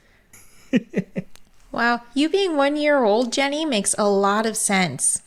So she turns to Felix, the only person out of you that she knows. Like, Felix, what is going on? The last I remember, I was packing up to get ready for an interview, and now I am here. What is this? What is happening? And Felix, still, his cheeks still wet with tears, is like, Alette, you are back, and I am so happy to have you back. And she's like, what do you mean back? I was here this morning. It's like, no. You were murdered. And she's just shocked, like, what do you mean murdered? And she looks at you like, she looks at all of you for a clue as to what's going on because she's very confused. Oh, Gatsby had like 2 more questions for you. Well, I'm not sure the magic would work, but let's give it a go. Let's see. Let's see how it works with a spell which is currently working on a rewound the corpse. Okay, let's just go over a bit of a test one. How do you feel about Felix? So she's she blushes a little bit and she tries to evade the question. She's like, I think he is a very fine man, very kind. He is very fair and friendly to all the people who come into the store. I love coming here. I love talking to him. But he is hiding something, I can tell. Well, yes, what he was hiding was this big rewind machine. All right, so it's not working anymore. She's not rhyming. So should we just reverse what we just did so you can do your 2 questions and then go do the reverse hole again? Oh, no, it's okay. I don't mind. You're going to murder her just so you can... You might get a protest or 2. Well, that's why she didn't say it as like that. Right. I am more than willing to help you with whatever you're trying to find out. I trust Felix, and if Felix trusts you, I will help you. But please, I am very confused. What is happening? So, DM, I have a couple of meta questions, basically. Sure. Okay. So, first of all, am I detecting a magical aura from Alette after she passed through the ring? You did as she passed through, but it faded quickly. Like once she was restored, It had disappeared. Okay. Interesting. And then the other thing is I would like to ritually cast Identify on this and see if there's anything that I can glean from it. It doesn't do artifact level stuff, but even just knowing that can't be identified would be useful information. I will say, if it doesn't do artifact level stuff, would it tell you like, hey, this is an artifact and I have no idea? No, it would just say it is unable to be identified. Okay. Well, hint, you're unable to identify it. Okay, great. Okay, that's it. Okay, cool. Thank you. So Pugsley, where's he? Everyone, look at the floor. I think we may have lost a small person. I'm here. I'm right here. Oh, yes. Sorry. Pugsley. Mm-hmm. This guy Felix, he's an idiot. That's pretty presumptuous, but all right. Well, not especially. It's fairly evidence-based by this point. Like, let's say you find a magical device which rewinds whatever you put in it. Your first port of call is not to freshen up bread. It's kind of smart. He's very clearly scared a bakery union. Well, yes, but think about how it could be used much more effectively. You could, as we've discovered, you could just bring people back to life for, a fraction of the cost of what the temples pay for. I mean, people will pay to get their loved ones and pets back and all that jazz. We probably got a cat. We could probably chuck in it a bit later on if we wanted to. Another cat, sorry. Otherwise, you break, big things you could probably get in there, like, I don't know, a toilet. They're fairly important to get fixed as soon as you can. Wait, do you think... Maybe it'll fix other magical artifacts. Do you think if you jumped in it every day, you'd stay the same age? Well, I can only assume so. How about we do an experiment? You want me to go through? Oh, very much. Would you like to be a whole day younger? I'm not that old to begin with, but, yeah, why not? Well, as long as you're not 1 day old, I think we'll be okay. No, not one. Oh, wait, what if you went in it multiple times a day? Would you just keep getting younger and younger? Let's just go with the first one first. Okay. Yeah, I'll hop in. all right. So Pugsley hops in, and you fall through. And when you come up, you're very surprised at your surroundings. You have no idea how you got there. And anything that's transpired in the last day, you are ignorant of. You don't know. You think it's Wednesday. Hi. Where am I? And how did I get here? I will answer that in 1 second. Jenny, I forgot to make him write down something that will make him believe what's going on. Oh, you write down something real quick, and I'm going to toss him through again. Okay. No. We can Pugsley, just. Pugsley, would you mind just writing a couple of words on this bit of paper? Doesn't matter what. No. Hi, Pugsley. My name's Runii. Oh, We hi, know each Runii. other. It's a pleasure to meet again. You just got tossed through a magical artifact that rewinds time on a given object. So yeah. Don't listen to Gatsby, and probably not Jenny either. I don't know her that well, but from how she's acted so far, it's a little impulsive. But I'm offended. See, Jenny, this is what I've been having to deal with like all day long. Should we toss her through too? Yeah, maybe we should. I mean, you would have loved this. I totally bimped an orphan with like a really big loaf of bread earlier, and she just goes and helps. Wait, what? You threw a baked good at an orphan? Oh yeah, it was fantastic. Sure. Well, actually, I threw it too.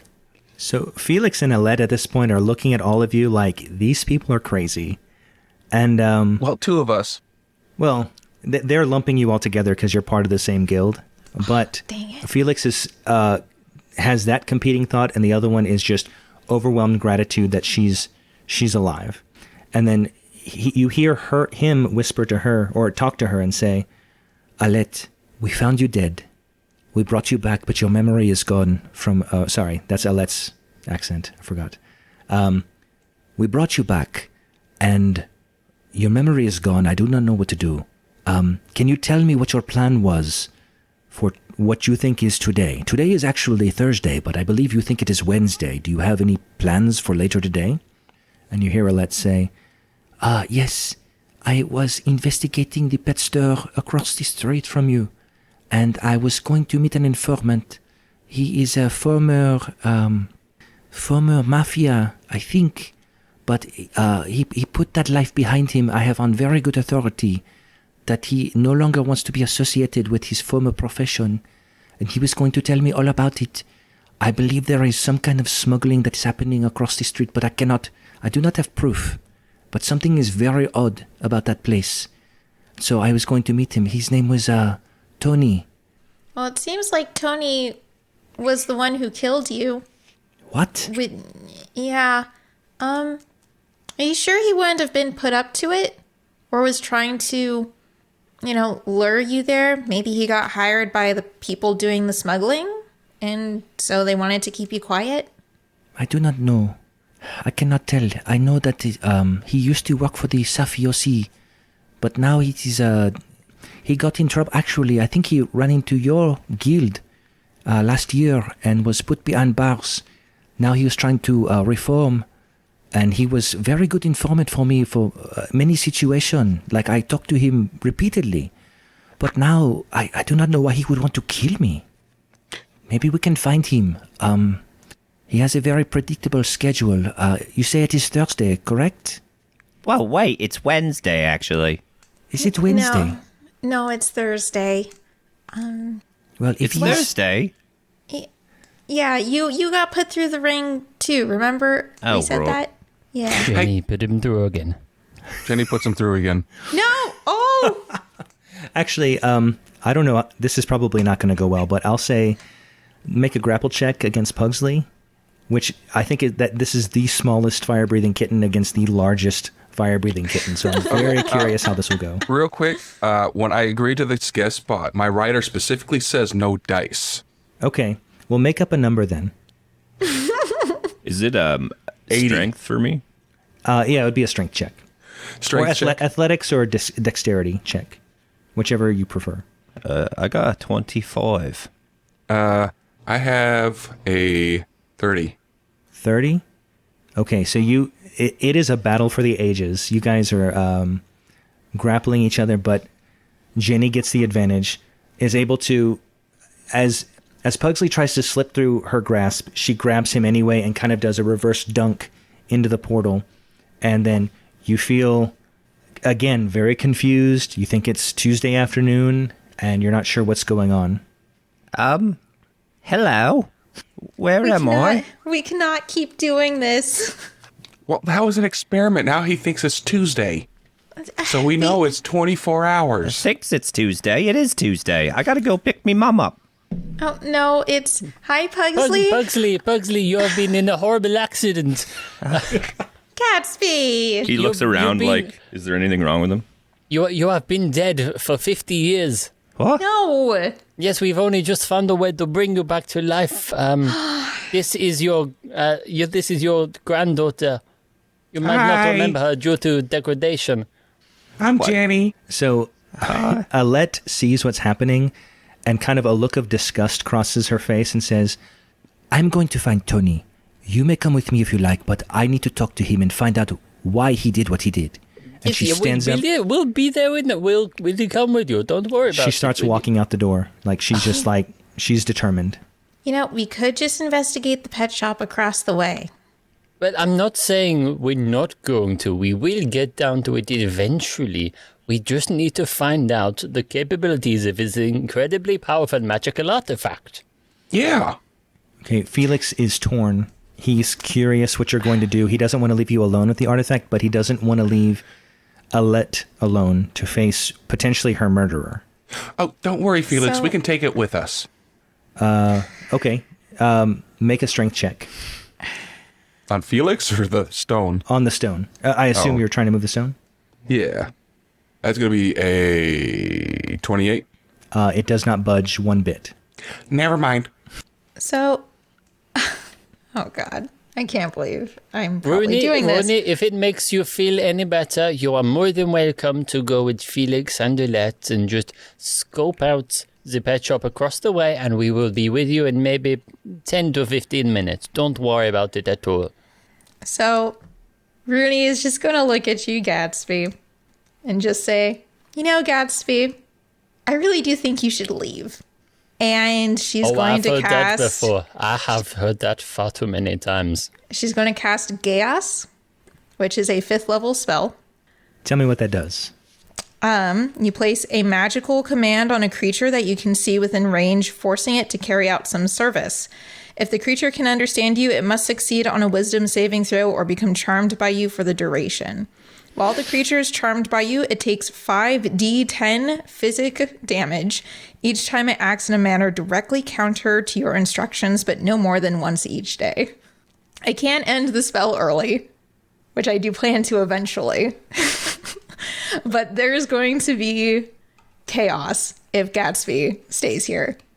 All right, I'm pretty what sure. saving throw do I need to do for that? It is a wisdom saving throw, and the DC is... If I can get my mouse over here. 16? I thought would have been higher than that. Right. Let's have a look. Oh, Bad no, news yeah, for you. it's higher than 16. It's like Okay. 19. Really? Saving is 10 plus proficiency plus modifier, correct? That's right. Yeah, so that would be 19. If I've got the math on my sheet correct.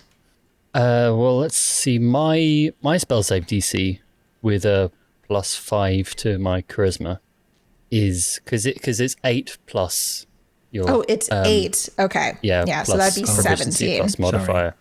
Yeah, so that'd be it would 17. be 18. Be 18. Oh, do you have a +4? Okay, yeah, it'll be 17 then. Yeah. Okay. So yeah, Gatsby has advantage against spells, and he got an 18, which is why I'm bringing it up. Love it when that happens. So it would have passed anyway. So Felix sees all of this happening, like, he can tell the tension is rising. It's like, look, Gatsby, I know you are interested in my company and now this artifact. I will show you everything, but please, I cannot let Alette be hurt again. You are adventurers. I need your help. I am not a fighter. Please join me, and then we can come back and I will show you whatever you like. I mean, okay, but I'm going to write this on the invoice. But later, Yes, please. That is fine. You, large one. Jenny, is that correct? Hi, I'm Jenny. Hi, I am Felix Padero. Please come with us. I could use your abilities to help protect the love of my life. Oh, yeah, I'll go anywhere. I don't care. So he starts walking, and he's kind of looking over his shoulder like, are you really following me? Like, are you really going to come with me? And so he's walking and following Alette, who is confidently walking what looks to be back toward the direction of the guild hall. Jenny picks up Pugsley as and uses him as a backpack so he can have a ride. Oh, thanks, granddaughter. You're welcome, Grandpa. Gatsby, Runii, are you following as well? Oh, yes. Yes, but I'm a little bit huffy. I'm Okay. also a Gatsby, little we'll bit come hungry. back. We'll come back, Gatsby. You, me, and Pugsley. So eventually you catch up to her, and she's still walking, but you're kind of now on pace with where she's walking. And she walks right next to the guild hall, the Fire Breathing Kittens guild hall, but across the street to a place called Willie G. and Sons Haunted Tavern.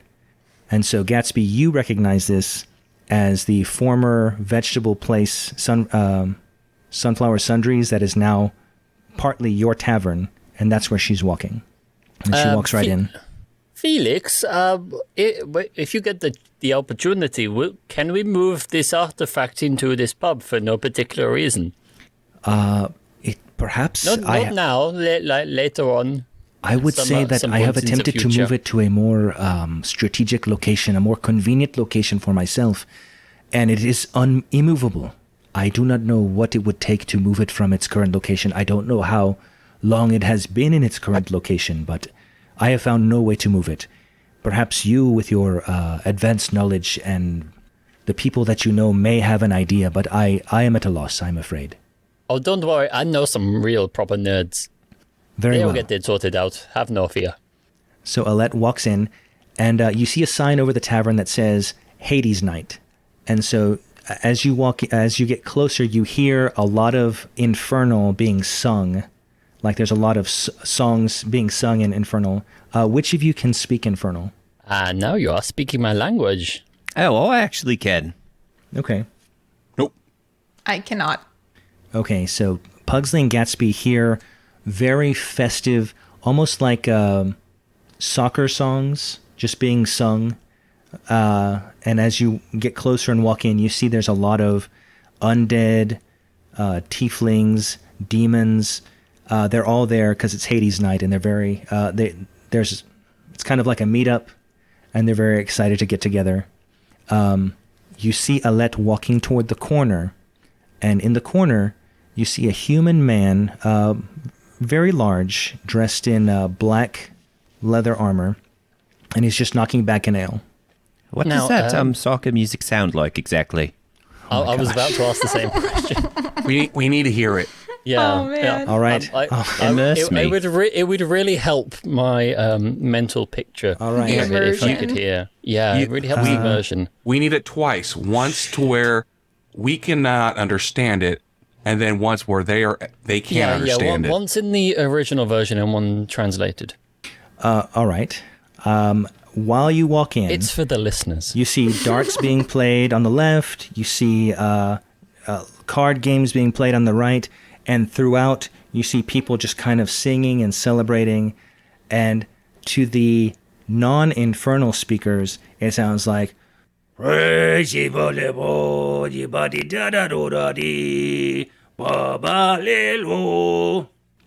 favorite infernal tune. speakers, it sounds like... Hell is not so bad, just give it a chance, my little lad. And so they're just like really enthusiastically singing about how wonderful hell is. And you're not sure how you feel about that. Like, isn't that supposed to be a place of punishment? But then you realize where all these folks derive their bloodline, and you're like, oh, well, that's kind of home. So they're just singing about home. And then we get to the chorus, which is... Which we're not to the... It's all right. I've got a chorus for you if you want it. Go right ahead, please. I would love someone else to do some gets to- lifting. Gets to the chorus and Gatsby joins in with "Hell is heaven, hell is heaven, hell is heaven for us guys." Nice. Awesome. So as the chorus comes to a crescendo, Alette flips the table over where that gentleman with the black armor is sitting and just like throws it in fury, and everything kind of stops. And this is everyone getting good. looks. Alette says, "What is the meaning of this?" And you see the gentleman's eyes grow extremely wide, like he does not understand what he's seeing or hearing. He's like, what are you doing here? This is not, sorry, wrong voice. Hey, what are you doing here? This is not what, Alette, I'm so happy you're here. Do you enjoy Hades night? Can I buy you a drink? Do you intervene at all, or just kind of wait to see what happens? Waiting to see what happens. I go and Really? get the drink. Runii will I just am like on the- start like kind of moving other people out of there, like kind of like making a clear space just in case something goes down. Okay. Oh, Gatsby, grab some popcorn too while you're at it. Oh, yes, don't worry about it. They've got cinder toffee flavored. I hope that's okay. Yeah. Pugsley will, I presumably gonna say he's still on your shoulders. Of course. Can Grandpa get you a lolly? Yeah. All right. Just for my sweetie. And he'll jump down and walk to the counter. Okay. Thank you. At the counter is an anthropomorphic sunflower who's tending bar and says, "Oh, hello, little guy. What can I help you with?" I'd like one lolly, please. Oh, okay. Hey, are you with Gatsby? I am. Oh, well, he owns this place partially with me.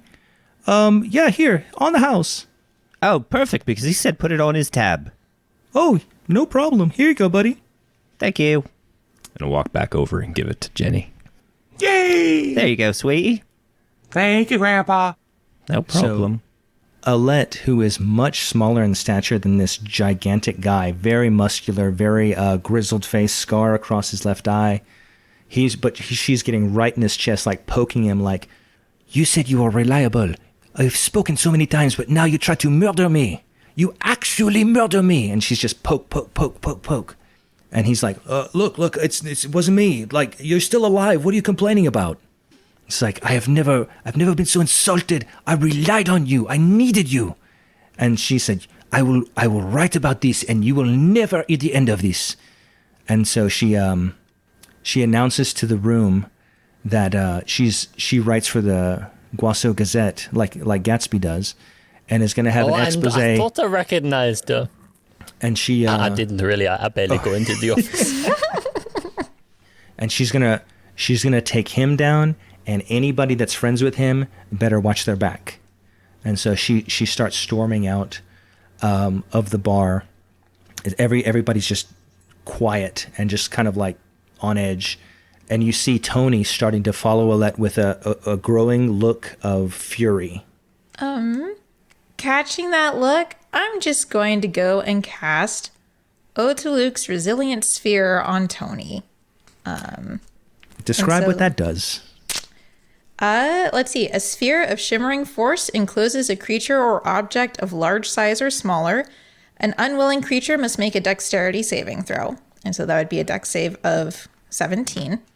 On a failed save, the creature is enclosed for the duration. So it's basically just trying to trap him.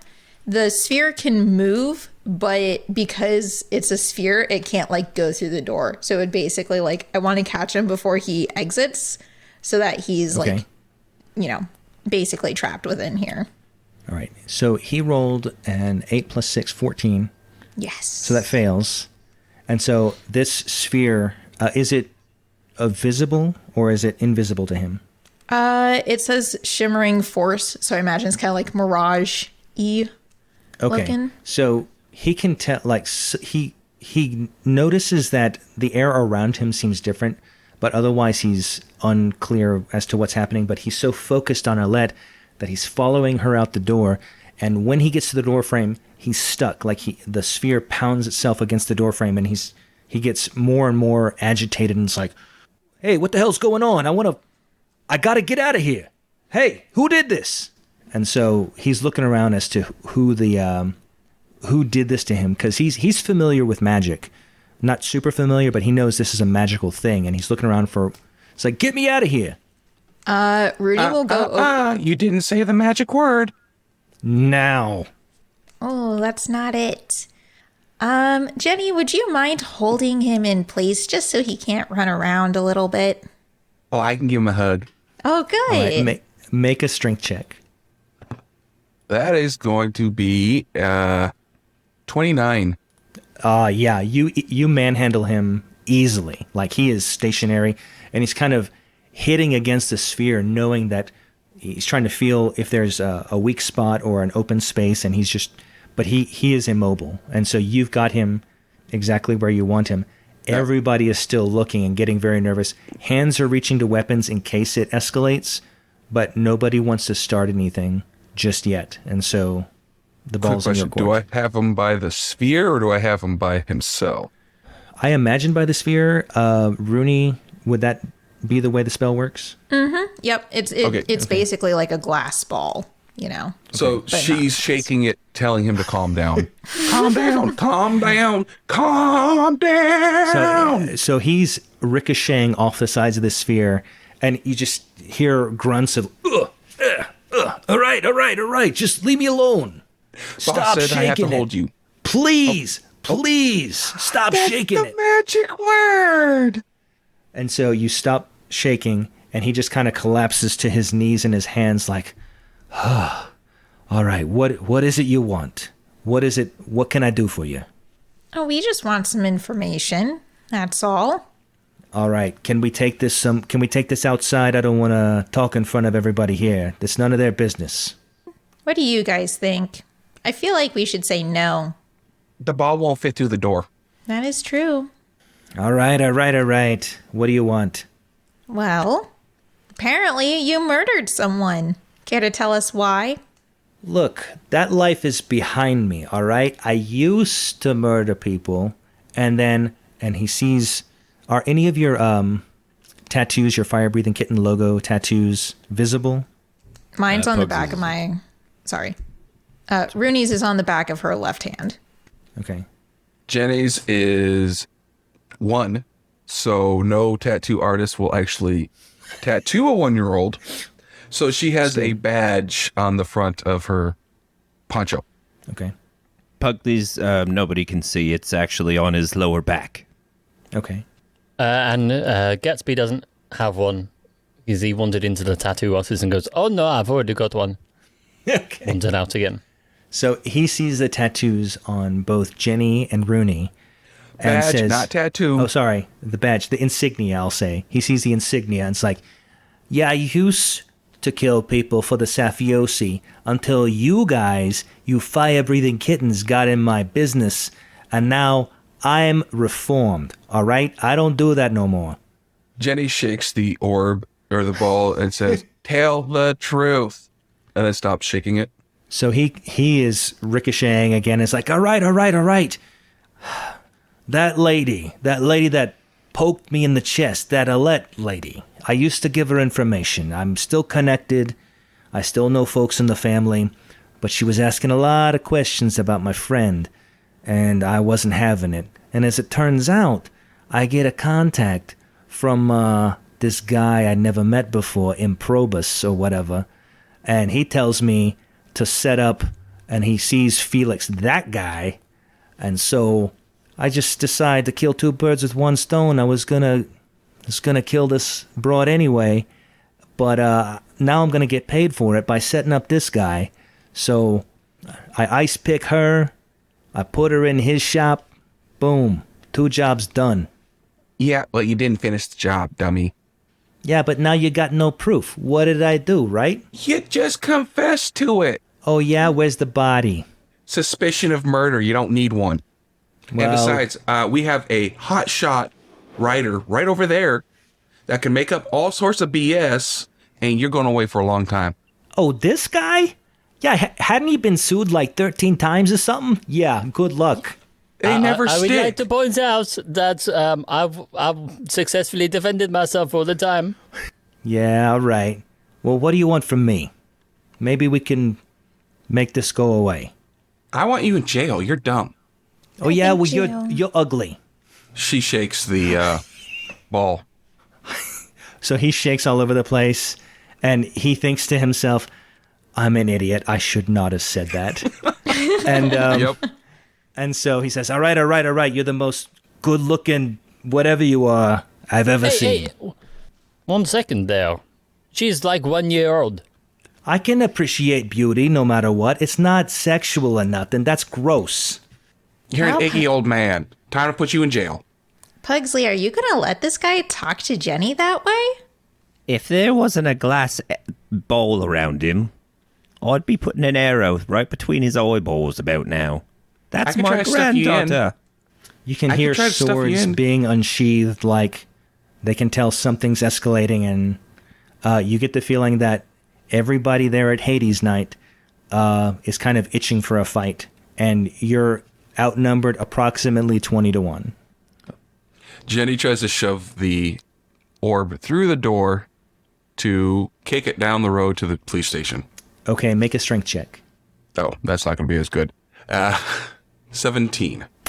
That is enough. This is a former vegetable shop, and they haven't had time to reinforce everything.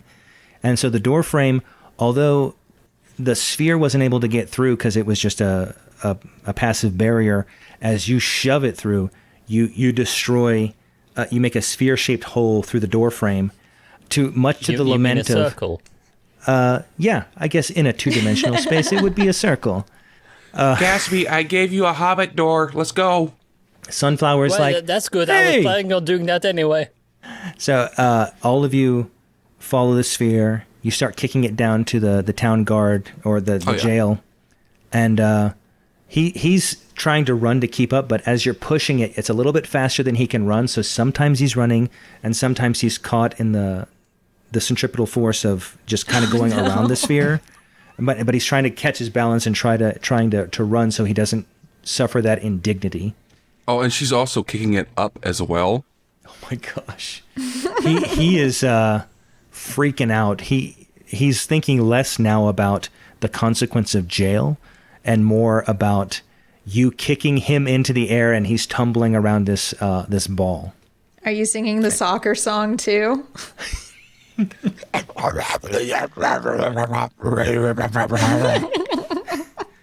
He's like, all right, just I'll go where you want. Just please, just leave me alone. I'll leave you alone when you're in jail. All right, I'll go to jail. What? Golly. That's Oh, my she's- granddaughter. She's so... just... I'm so proud of her. You make it to the jail. You explain the situation. They're a little confused that there's a murder, but there wasn't a dead body, and they don't understand everything, but your reputation as a Fire-Breathing Kittens Guild, they understand, so they're willing to at least humor you, even though they don't understand it, and put It's him into called custody. magic. Okay, that sounds good to us. We'll take him into the cell, and we'll talk to him later. She's so And so- smart, too. So he, as Tony goes into the cell, there's an anti-magic field that evaporates the sphere that he's in. And so he goes in and he tries to turn to get out to escape, but the door slams in his face and he kind of runs right into the bars and bruises his face a little bit and is like, ugh, not again. I hate this place. Should have thought about that before you did the crime. They got no body. Magic. It doesn't matter. Magic. And That's your guess answer what? for everything. Guess what? They're going to do a zone of truth on you. You're going to spill your guts, and Oh, you're boy. going away for a long time. All right. I might as well tell you. I got Okay. a friend, all right? His name is Waramir. He runs the pet shop, but it's not really a pet shop. That's all I'm saying. Just ask him about the pythons. Okay. Thank you. Hate you some more later. Yeah, whatever. I never understand why mafia folk are so insistent on their innocence when it's pretty obvious that they're not innocent. Because they're stupid. Like, Sorry, can we pause for just 2 seconds? I just really got to go to the back. Yeah. Yeah? I'm that timing okay? you. All right. I'll be quick. I'm so sorry. Don't tell anyone, but I'm going to do the same. I'm timing you too. And I'm fine. that's their problem, staying hydrated. Man, you two are crazy. Sorry. No, It'll happen to you too. Yeah, no, I don't mind. Normally, I'm like the DM who manages the crazy, so it's new for me to be on like the player side of it. So You should go check out some of our other episodes. I remember the sunflower one actually with you and Nick Gatsby, and the one with what was it, Pop Fiction or something. Oh, Yeah. you should see the Dr. Crud and Beans ones. Oh yeah, the Dr. Crud and Bean show. Yes. You That's think this is bad? That's even worse. Yeah. This is actually fairly manageable. Like Yeah. we're already just rewinding one person. Yeah, I was. You can't give us a rewind stone and not I know. expect us to rewind people. Like I just. Oh my god, I want to learn so much more about that too, and like my character does too. But That's why we want to steal it. I figured it'd be a fun thing to play around with if it's in the world. oh yeah, I'm so sorry. That Oh, no was way problem. longer than 2 minutes or 2 seconds. I thought We have to punish you now.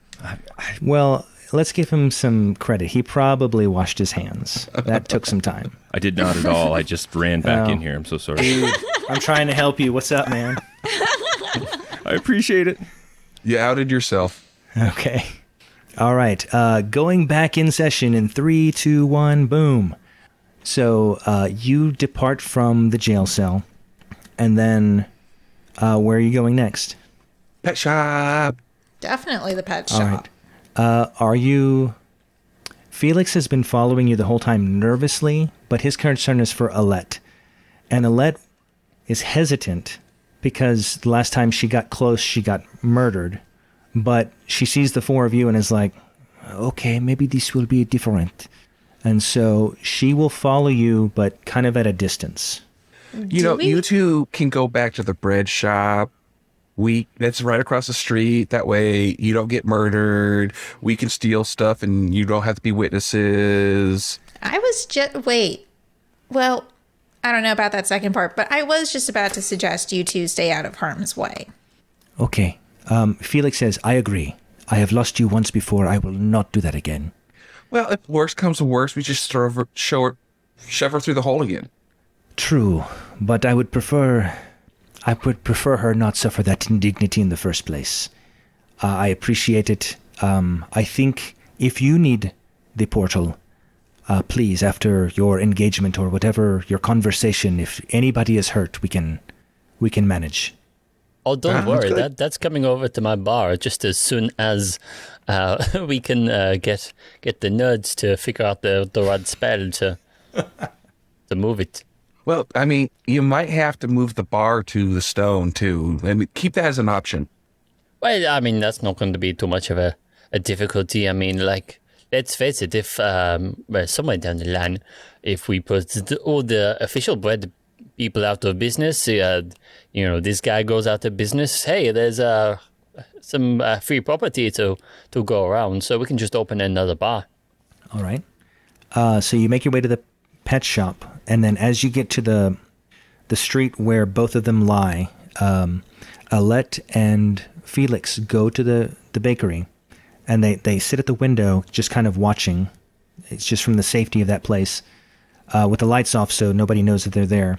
And then you walk into, it's bizarre, pet shops most of them in town are closed, but this one seems to be a 24-hour pet shop. And so you walk in, and behind the counter in the distance, you see a dwarf dressed in black armor. He looks gregarious. He's got a red beard, and he sees all of you, and he says, hey, everyone. Thank you for coming to my pet shop. Welcome. Is there anything I can help you with your pet needs today? No, you go ahead. I will start browsing the wares. Okay. Well, we were told that your pythons are fantastic, and so wanted to see them ourselves.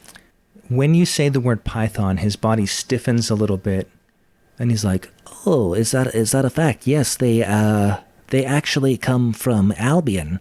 A lot of our animals are, because of the embargo, you see, aren't at other pet shops. So we've got an Albion cockatiel, Albion python, many Albion capybara. Any of your pet needs that you need satisfied, we can help you. Why is it that you're interested in the pythons in particular? And I want Gatsby to roll a history check. Gladly. Well, not necessarily gladly, but I'll do it. 24. Okay, so you're a native of Albion, and you're familiar with the capybara and the cockatiel, which is the national bird of Albion. Very familiar with those. You know for a fact that there are no snakes in Albion, and so it's very suspicious that the pet owner is saying that they're from Albion. Well, yes, I would very much like to see these pythons. Hang on. Well, 1 second. Don't let my... Well, yes, I'm from Quazo, you see, and not from Albion at all. So, yes, let's go and see these snakes, shall we? What is your particular interest in the snakes? Usually those are a special order. We have a lot of customers interested in them, and we might have to put you on a waiting list. But if you could tell me if anyone referred you to the pythons, we might be able to work out an agreement. Well, let's just say we have a mutual friend, and Gatsby is going to slide a certain amount of money across the counter. Can you be more specific than a certain amount? Well, a high amount of money, but high not amount too that high. Works. Not like High a amount copper of or something.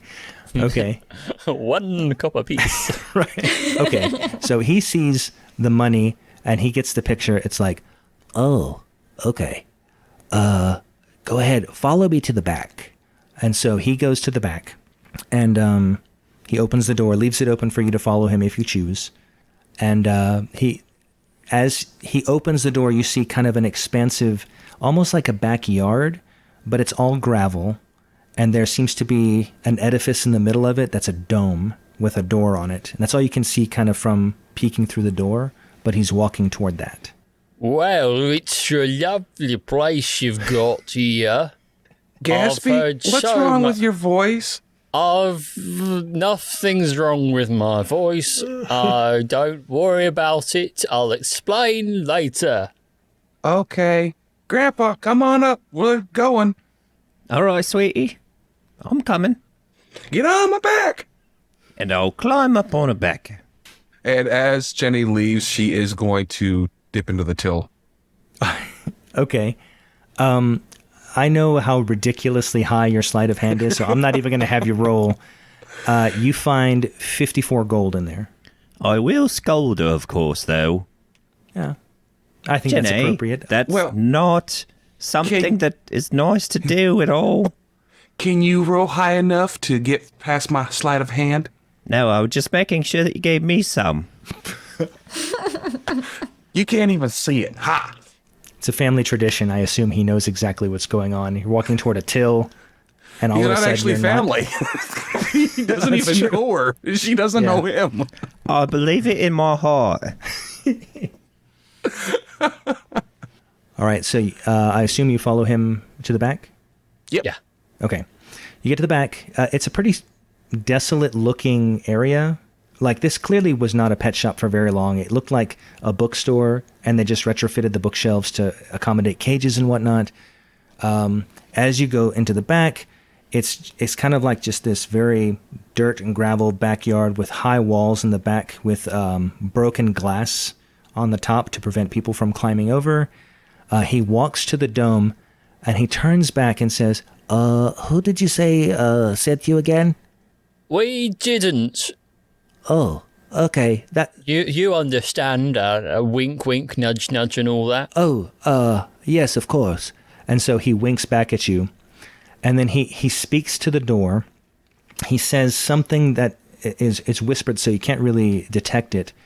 And as soon as he does, you see 3 hellhounds appear around him, and I need everybody to roll initiative. Oh, no.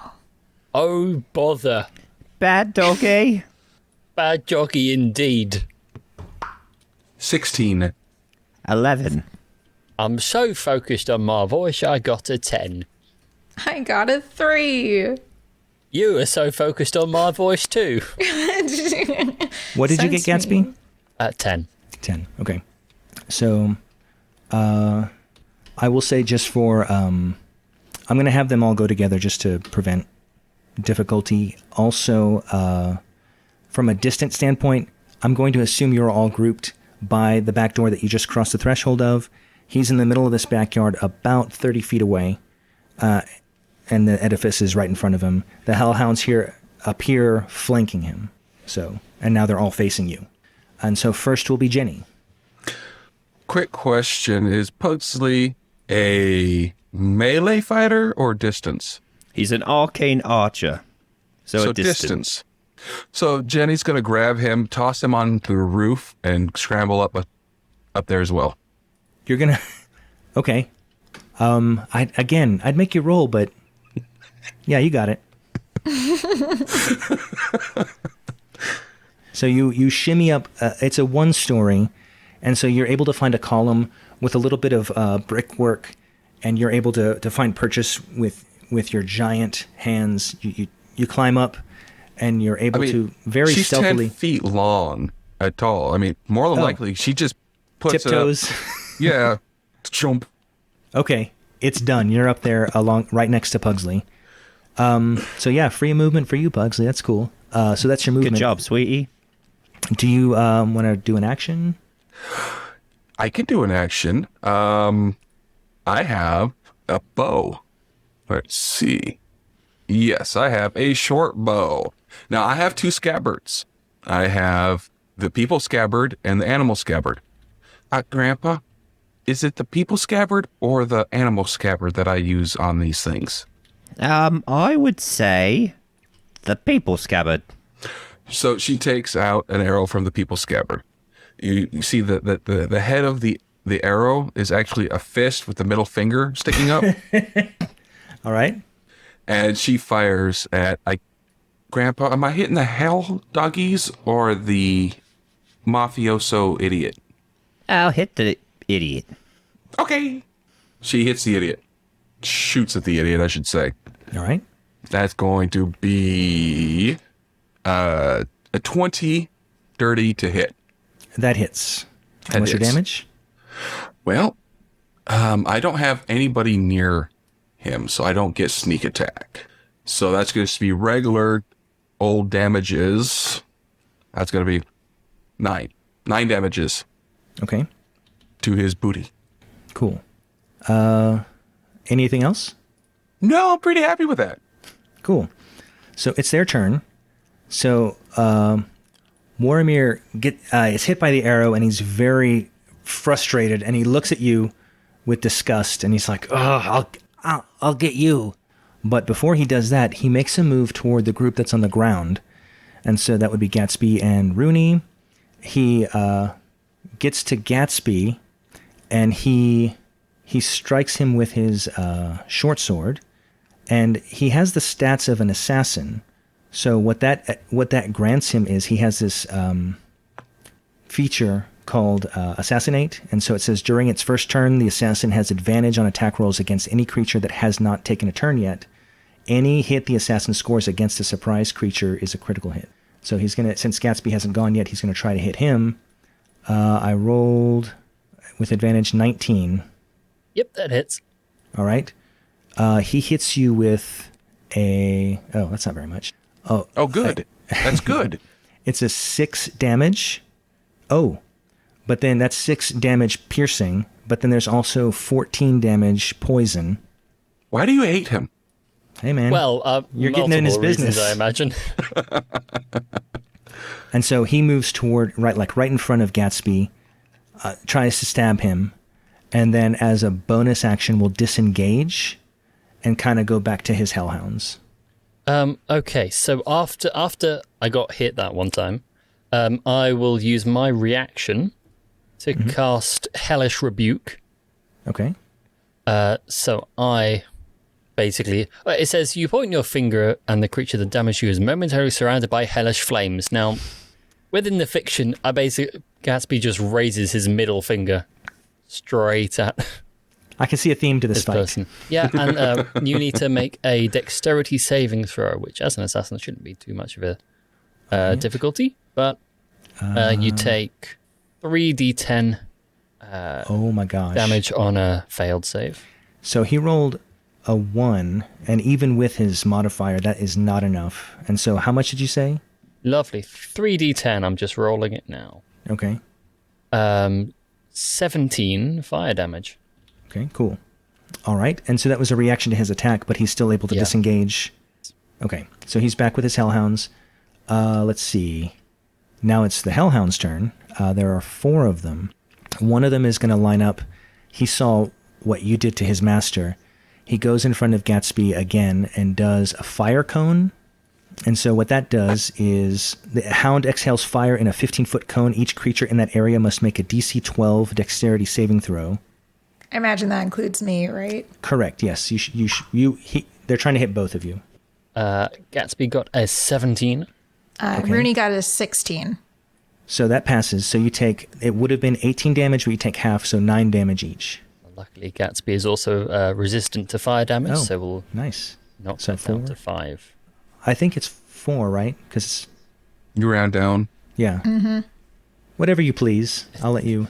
D&D says, no maths, I'm in charge. All right. Cool. So that's its turn.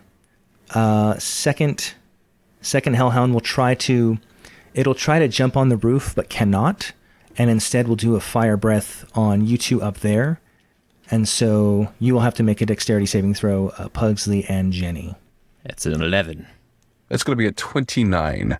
Okay, so Jenny passes, Pugsley fails. Damage is 18, fire damage. I have evasion, so since I take half, I take none. Perfect. Yes, you are in the clear.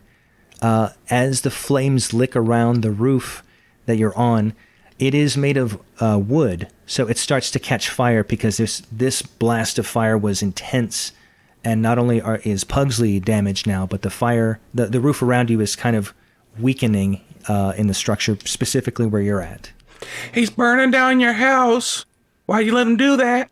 All right. I'll just move these two together. The next two will move towards Runii and Gatsby, and they will each make a bite attack, one against each one. So the first, my goodness, my rolls suck. The first is against Gatsby. They rolled a 7 to hit. Oh, yes, fine. I'm safe. Okay. Safe. Totally miss. I imagine after all that, you kind of are more alert, more on your guard, and you easily dodge the bite. Runii, they got a 6 to hit. That's good. And she is just going to cast shield anyway, so that next turn, from here until her Okay. next turn, she will have shield up. So that Cool. does not hit. Perfect. So they both miss. And that is the end of their turn. Next, it is Pugsley. All right, so Pugsley, he's going to shoot the Hellhound. He's going to lob 3 arrows into it, the one that blew the fire at him. Okay. However, as he's doing this, he's thinking, I really hope the beam that we're on is strong because my beautiful granddaughter has put on a little bit of weight and she's quite a bit bigger. So we don't want to fall. No, I'm saying it in my head. I'm just explaining it. So I rolled a 27, a 16, and a 12. The first 2 hit. Okay, so I am going to use my curving shot ability to re-roll that last attack. Okay. Tell me which about would that. Be so basically the 2 are going to lodge into the Hellhound, and the third one is going to curve away, and it's going to be aimed at the man. Okay. But I rolled the same, so it's 12. Okay, that misses him as well. Okay, so then it's a 15 and a 7 piercing damage to the Hellhound. Cool. That's great. And I am going to just go, oh, I actually hit it. And that's it. Any movement or anything? Bonus action? No, but I will steady myself for the inevitable breaking of this beam. Okay. In that case, it is Gatsby's turn. All right, so we've got 2 of the hellhounds are right in front of Gatsby and right? Correct. Okay. And then how many was it? 4 hellhounds in total. 4 total. 2 are next to you. 1 is next to the man, which is by that dome structure in the middle, and 1 is kind of in between, aiming at Jenny and Pugsley. Okay. Okay, so Gatsby is going to cast Black Tentacles. Tell me about that.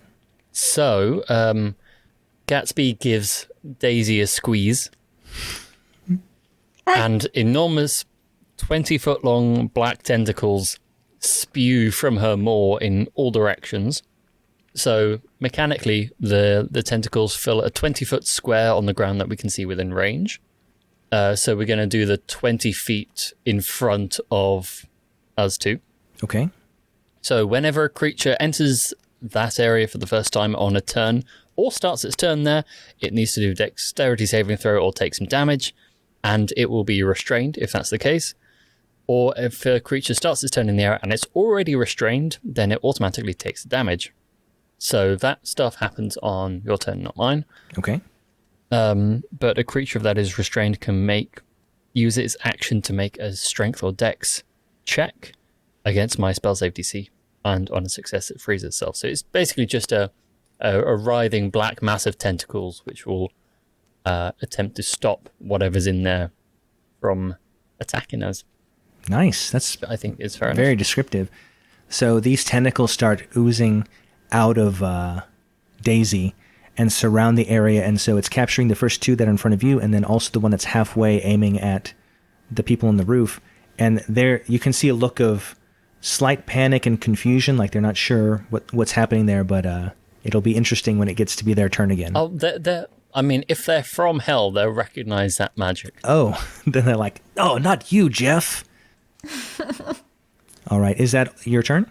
That is Gatsby's turn, more or less, aside from some choice language, which we'll not repeat here. Excellent. No, that fills in the scene quite nicely. Runii, it is your turn. So I would like to cast Blindness. Are all 4 of them within 30 feet of me? Oh, yes. Okay. The furthest from you is 30 feet exactly. Perfect. So I would like to cast Blindness. Hopefully that will give them disadvantage in trying to escape from the tentacles. And also from attacking people. So they need to make a Constitution saving throw. DC 17. Okay, give me a second. So let's see. So 17, 1, 2. The man succeeds. The hellhound next to him doesn't. The one hellhound that's pointed at the folks on the roof passes, and then one of the hellhounds in front of you passes, but the other one fails. Okay. Well, the ones that fail are blinded for 1 minute, and they can make a Constitution saving throw at the end of their turn. And if they succeed, then they're no longer blind. Okay, cool. Anything else? Well, mage armor is an action. So, nope, nothing else. Maybe back away a little bit. Okay, you back your way into the frame of the doorway, which gives you the option to kind of go behind cover if need be. Perfect. All right, so we're back at the top. Jenny, your turn. But if you go into that doorway, you will be entering a burning building. Well, just the roof is on fire, not the foundation. It's relatively safe. So the one in the middle is like 15 feet away, right? To you, it's much closer. I guess if you were to look overhead, like 5 feet away, but hypotenuse, I'd say more than 10 feet. Okay, how many of them can I hit with a 15-foot cone?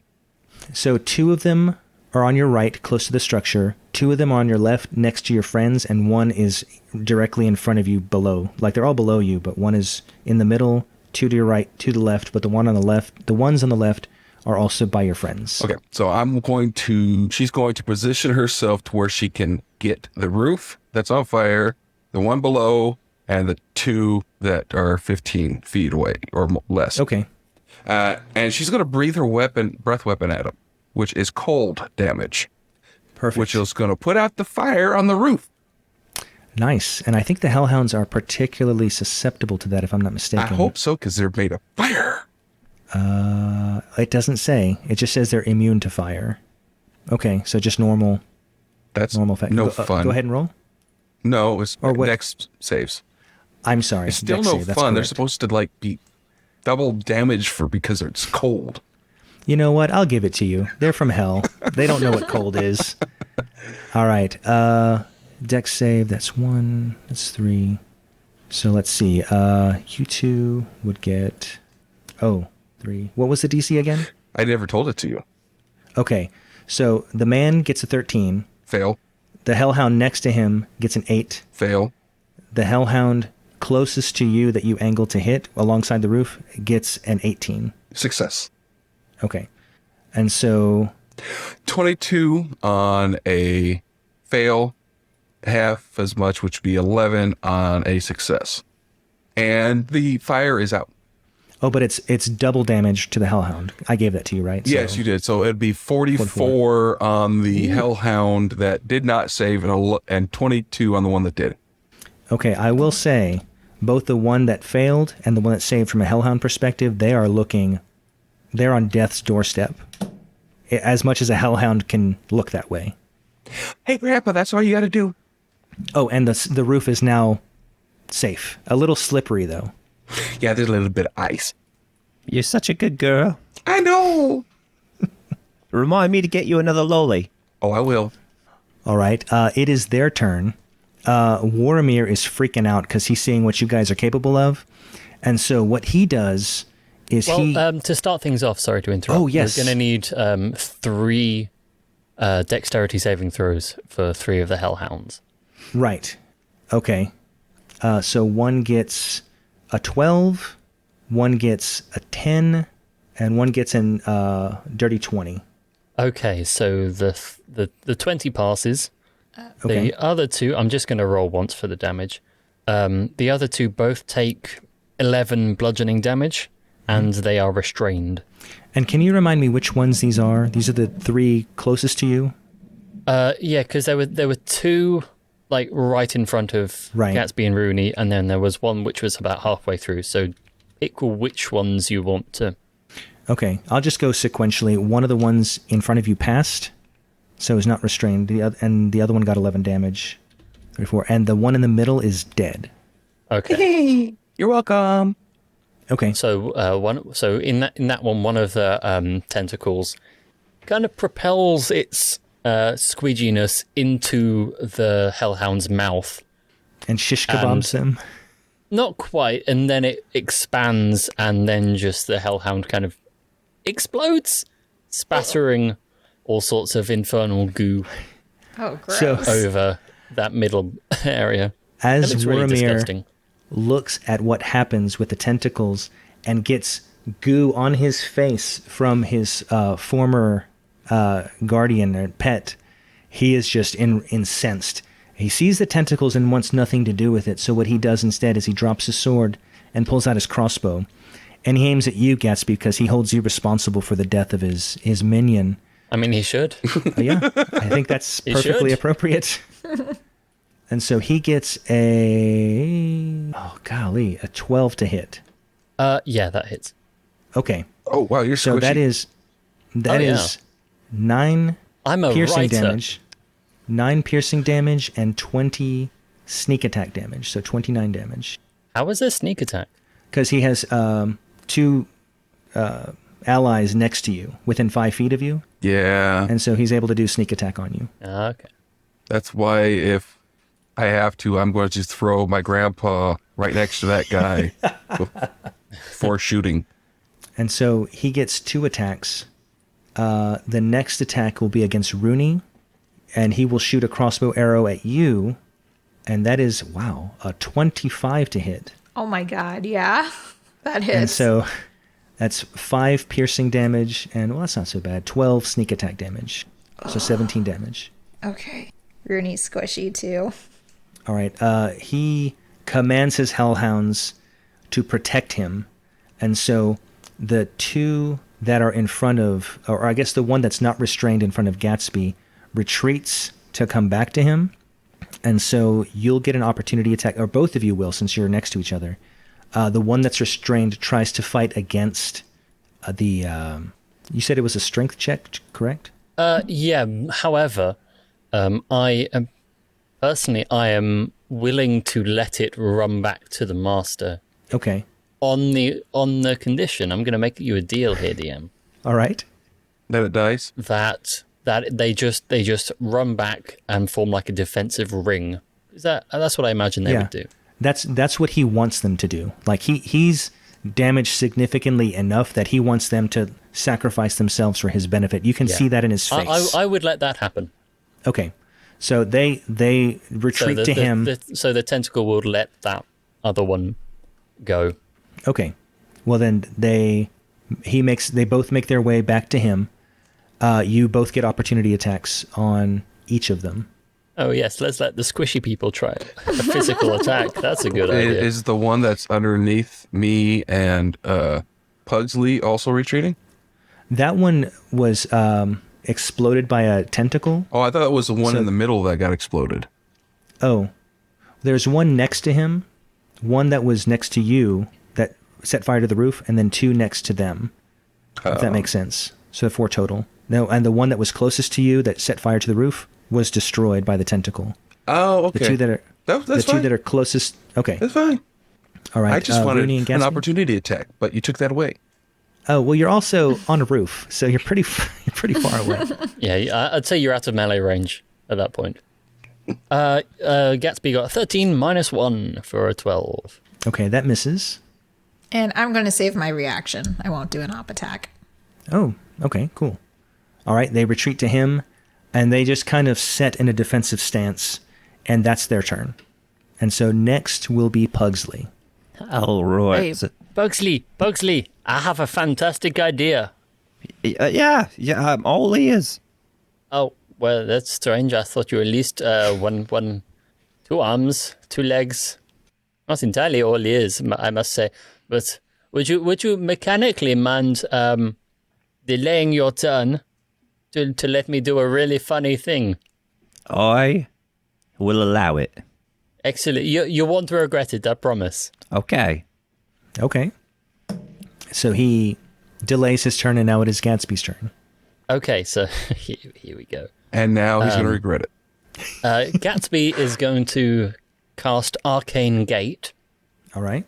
which is a 6th level spell. Tell me about that. So I create linked teleportation portals. So because this is a concentration one, the black tentacles recede back into Daisy, and then I give her another squeeze, and two different portals appear. Actually, I will have to move a little bit because the first one has to be within 10 feet of me, so I will move further up to allow that. But the other one is within 500 feet of me. So what we're going to do is create one portal underneath all of them because it's a 10-foot diameter, and if each one of the hellhounds is 5 feet away from our main guy, that will be a 10-foot diameter in total. Yes. That one is going underneath them. The other one is going 500 feet in the air. All right. Is it directly above the first portal, like an infinite kind of falling thing, or is it offset? Yeah, I think we'll do infinite. All right. And I assume there's no save or anything. It's just that's what happens. It's just creating portals. All right. So portals created. You see a look of horror cross the face of Warmere as his 3 existing hellhounds, 2 of which are blinded, but they can follow his voice. That's what they were able to come back to him.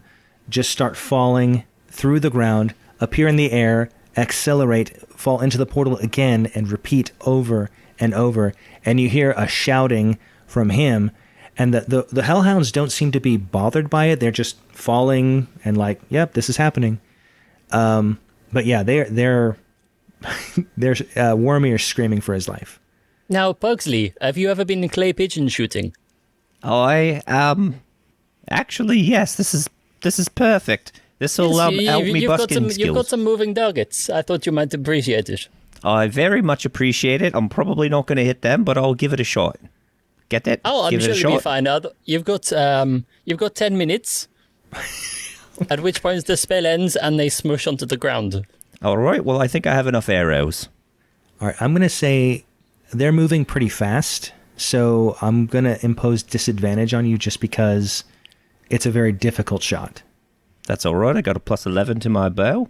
Perfect. I've re-rolled previously, but I'll re-roll again. Oh, that's going to hit. That's a 29. That hits for sure. Wow, I'm with going to disadvantage. Amazing. impose Fury of the Small. Oh, before you do that, who are you hitting? I'm going for the most damaged Hellhound. Okay, got it. So that is a 10 plus 5, 15. All right. The second one, He is toast. You see it explode into fiery sparks. so this one's going to go towards the man. Okay. It's a 17, That hits. and I'm going to use Shadow Bolt. So when I fire, you notice like a purple kind of glowy shadow appear on the tip of the arrow, and I shoot him, and it's a 10 damage for the piercing aspect of it. And sorry, why did you do that? And then 4 shadow damage, and he has to make a wisdom saving throw of 14. All right.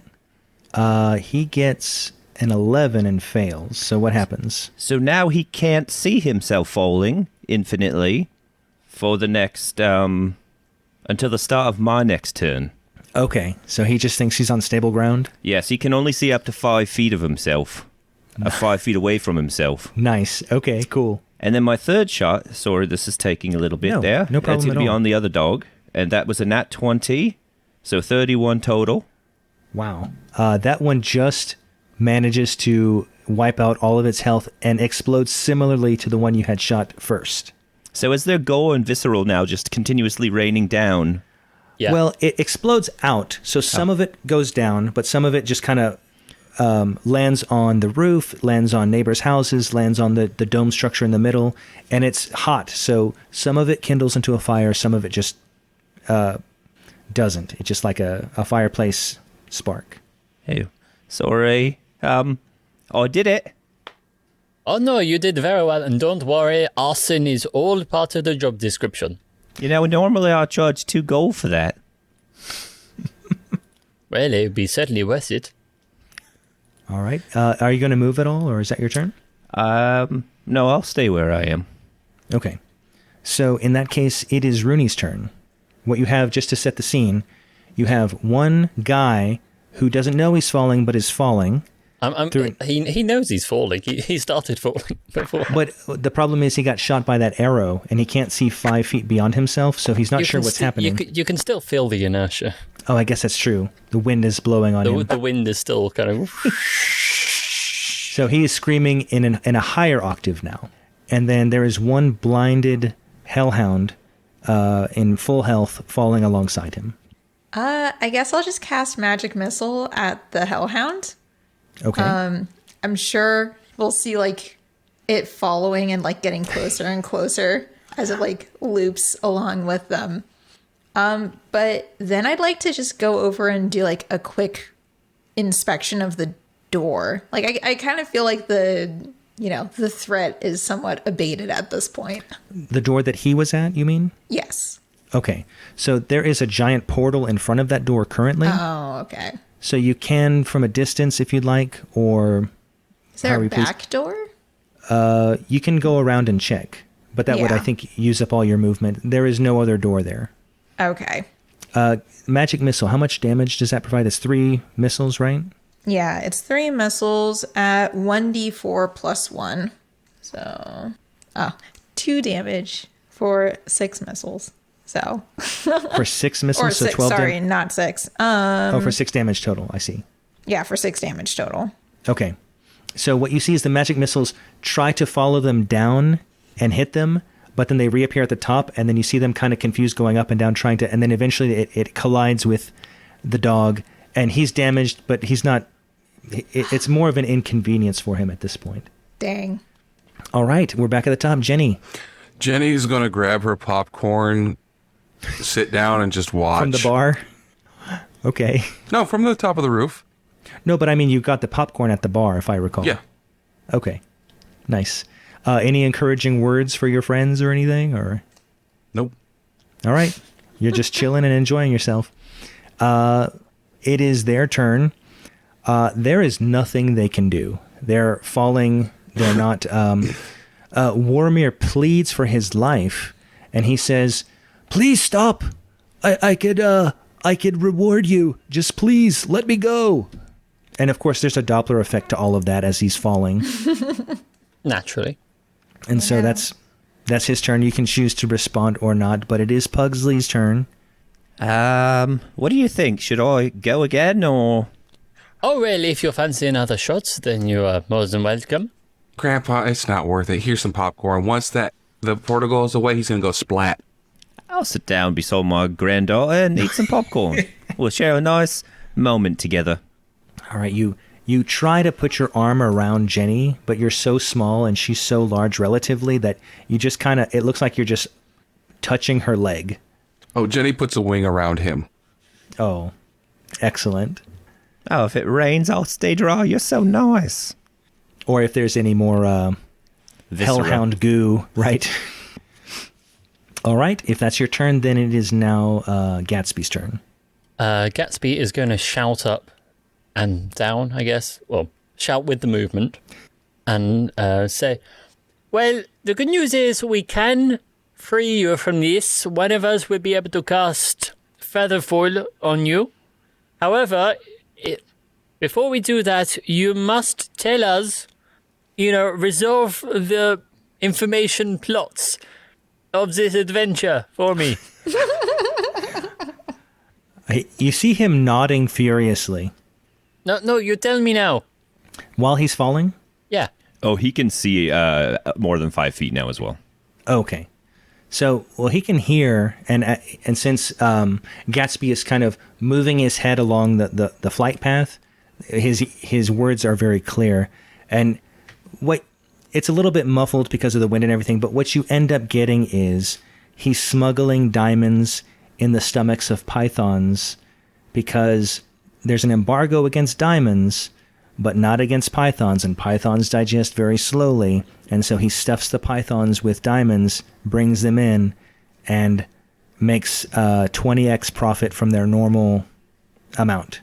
That's animal abuse. And now, the pythons don't seem to mind as far as he's concerned. And pythons can't digest diamond, so the amount of time it takes is not really a factor.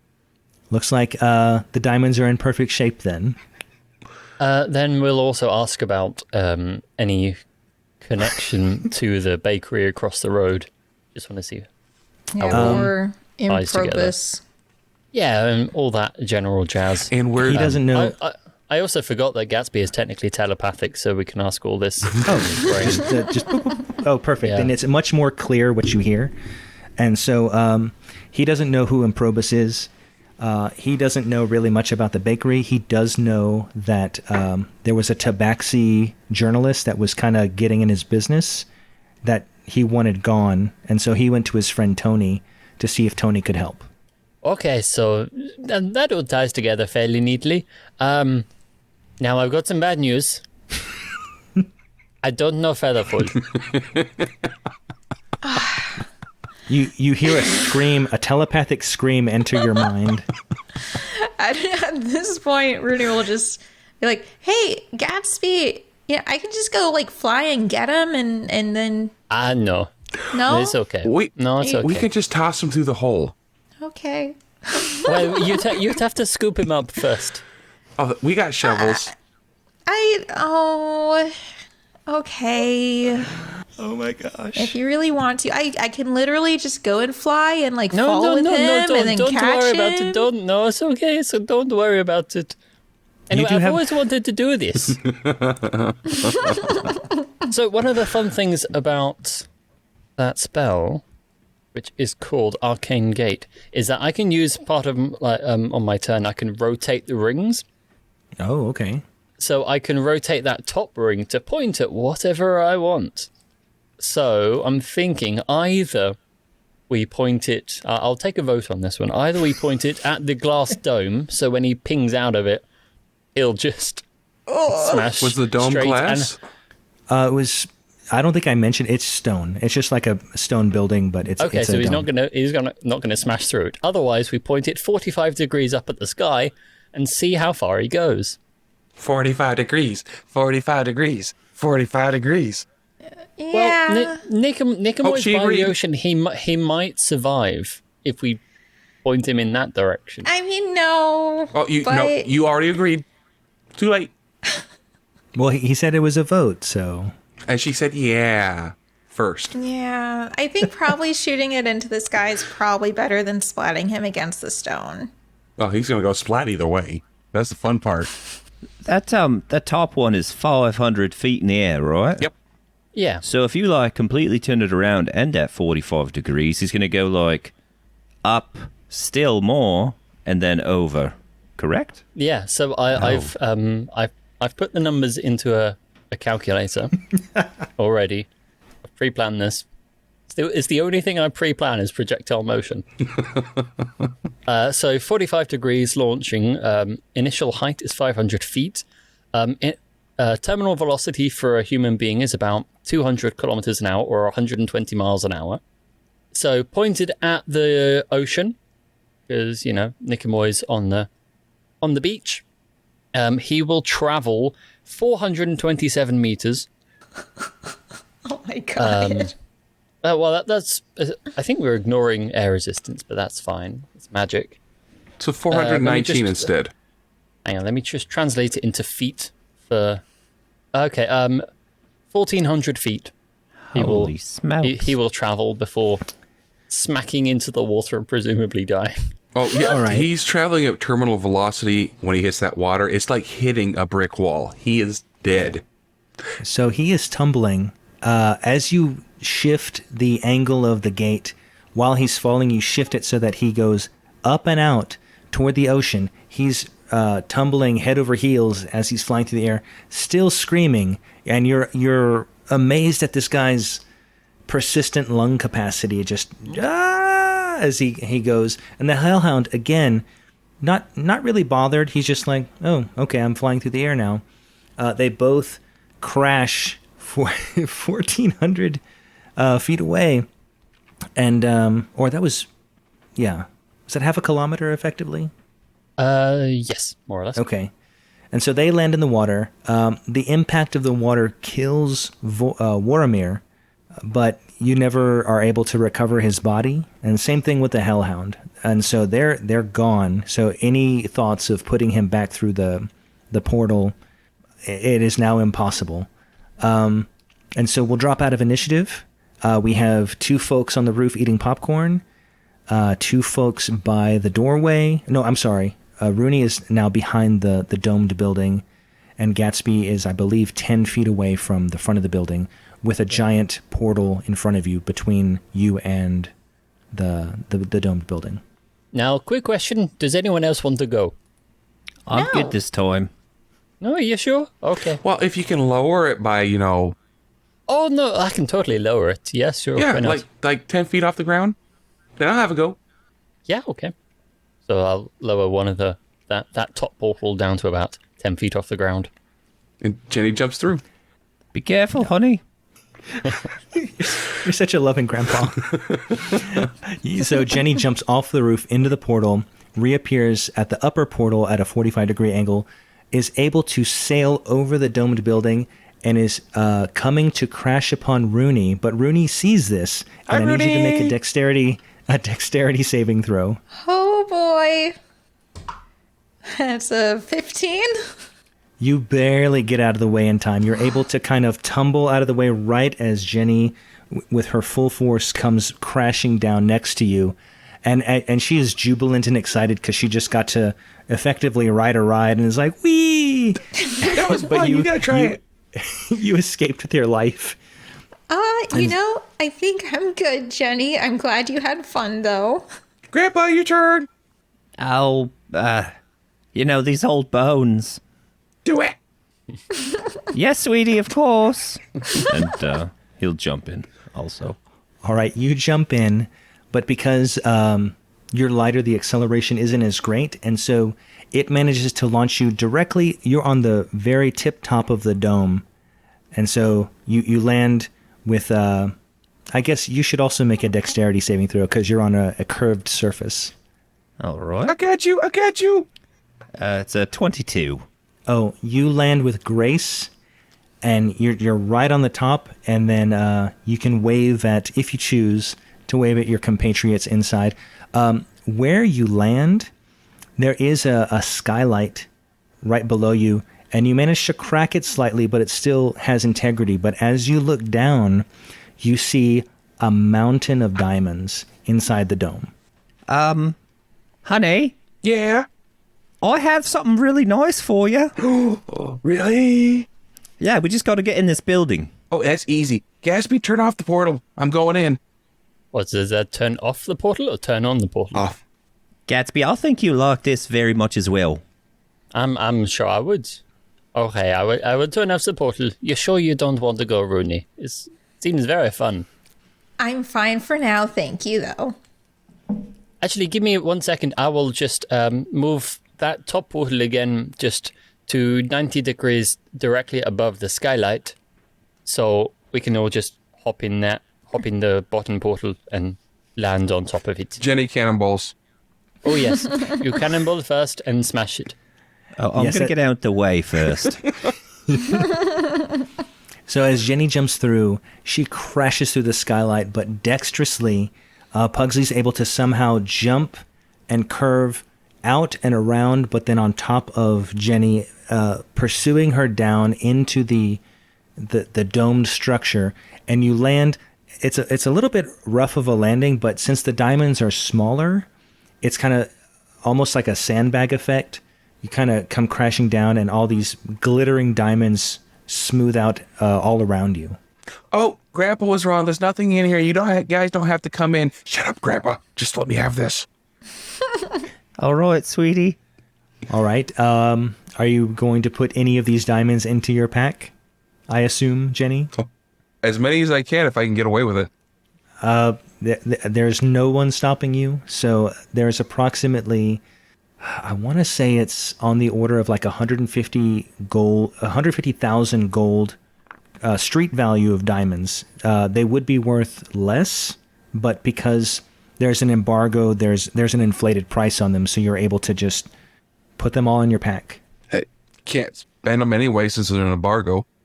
Right. Well, I'm sure there are fences. You're a rogue. You can find somebody.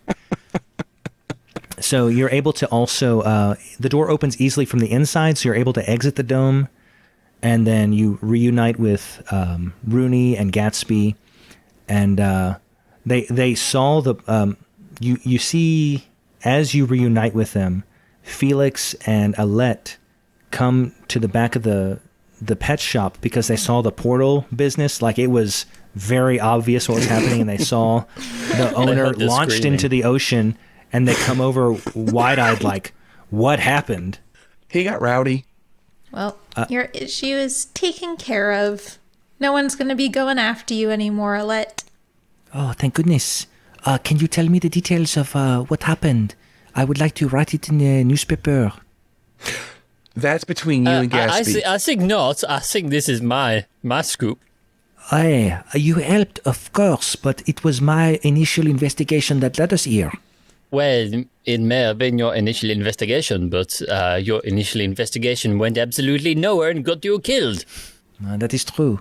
How about we share the byline with you in the lead? You get the first place. Well, how about we go and discuss it down in that basement with the rewind machine? That works for me. Felix, is that okay with you? And Felix says, yes, of course, anything for you, my dear. And you see them reach their hands to each other and hold hands in a way that they hadn't before. And you can tell that as they were at the bakery, they must have had some conversation that was very meaningful. And they're now very open with their affection toward each other.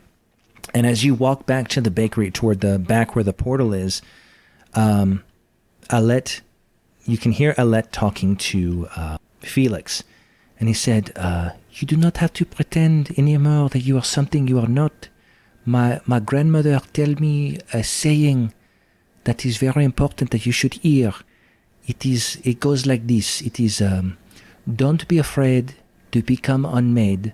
Your true self is not to be hidden. When we share who we are, it's much better by far. It is fear that should be forbidden.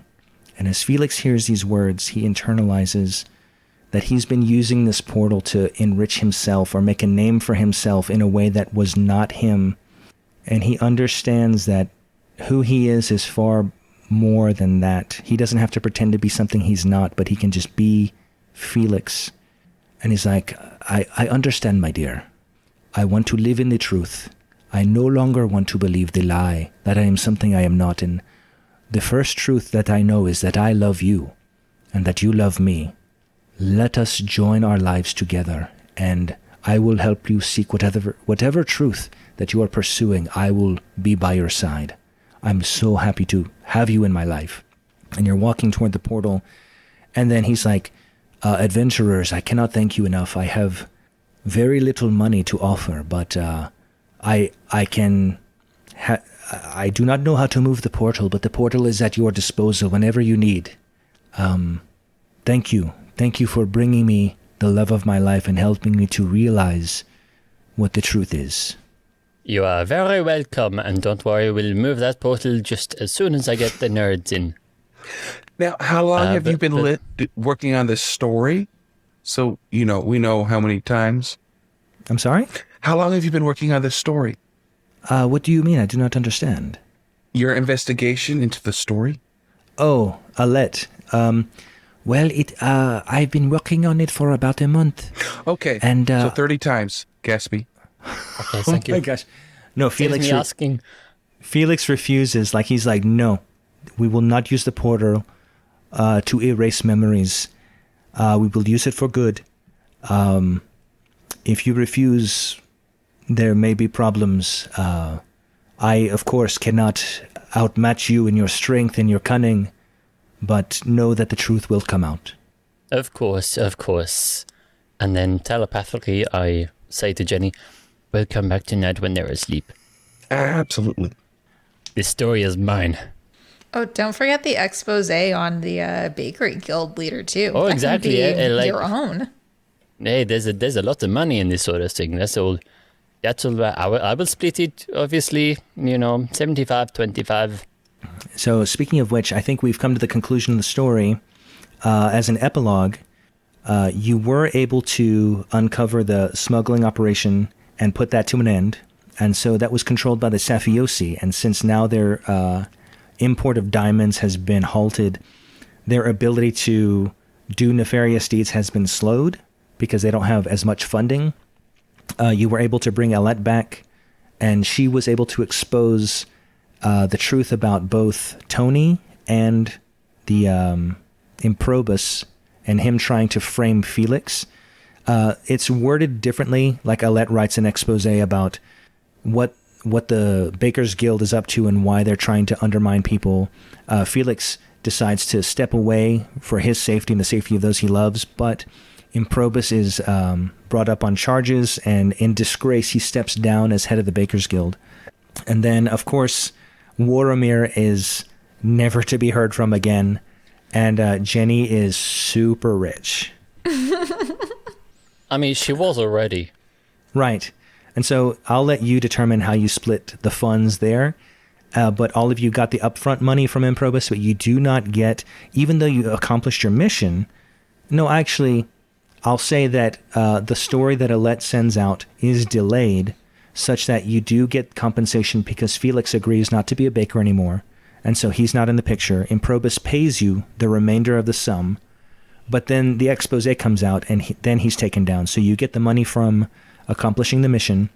Jenny gets the money from taking the illegal diamonds, and justice prevails. So great job, everybody. That was wild. Justice is fine. We want the money. I'm a true adventurer now, and I'll have a lovely granddaughter to boot. It's fine. Yes, And you do. You still think it's Tuesday. Like, that's kind of the one thing you're still struggling with. You're 2 days behind everybody else. For the rest of your life, you'll be 2 days behind. Yeah. Or it'll Good thing to always bring. be Tuesday forever. Yeah, we don't know. We haven't tested the portal enough. All right. Well, today we were joined by Runii, Well, happy ending, I guess. Pugsley, Is it Wednesday yet? Never. Gatsby, No, it's not Wednesday. It's whatever. It's actually a Saturday, believe it or not. and special guest Jenny. My horde grows. Thanks, everybody. Bye. Hi, I'm Taven Allen, award-winning comedian and podcaster and host of the Comedy Above the Pub podcast. For over 15 years, my producer Darcy and I have talked to comedians, musicians, actors, politicians, a doctor even turned up in there for some reason. But all of our guests have one thing in common. They all have a funny story to tell. So listen to Cat P for free wherever you get your podcasts, or for full video episodes and bonus content every week, go to patreon.com/CATP podcast. When you listen to Cat P, you're in for a good time. Hello, my name is Dan, and I'm one of the hosts of Netflix and Swill, an independent fan podcast all about the streaming service Netflix. If you ever want to know what content to watch next, or just want to know what's going on with Netflix in general, we cover all of that with our own unique brand of humor, and I think it's something you'll really enjoy. If that sounds like something that interests you, please check us out at netflixandswill.com or on your podcast app of choice.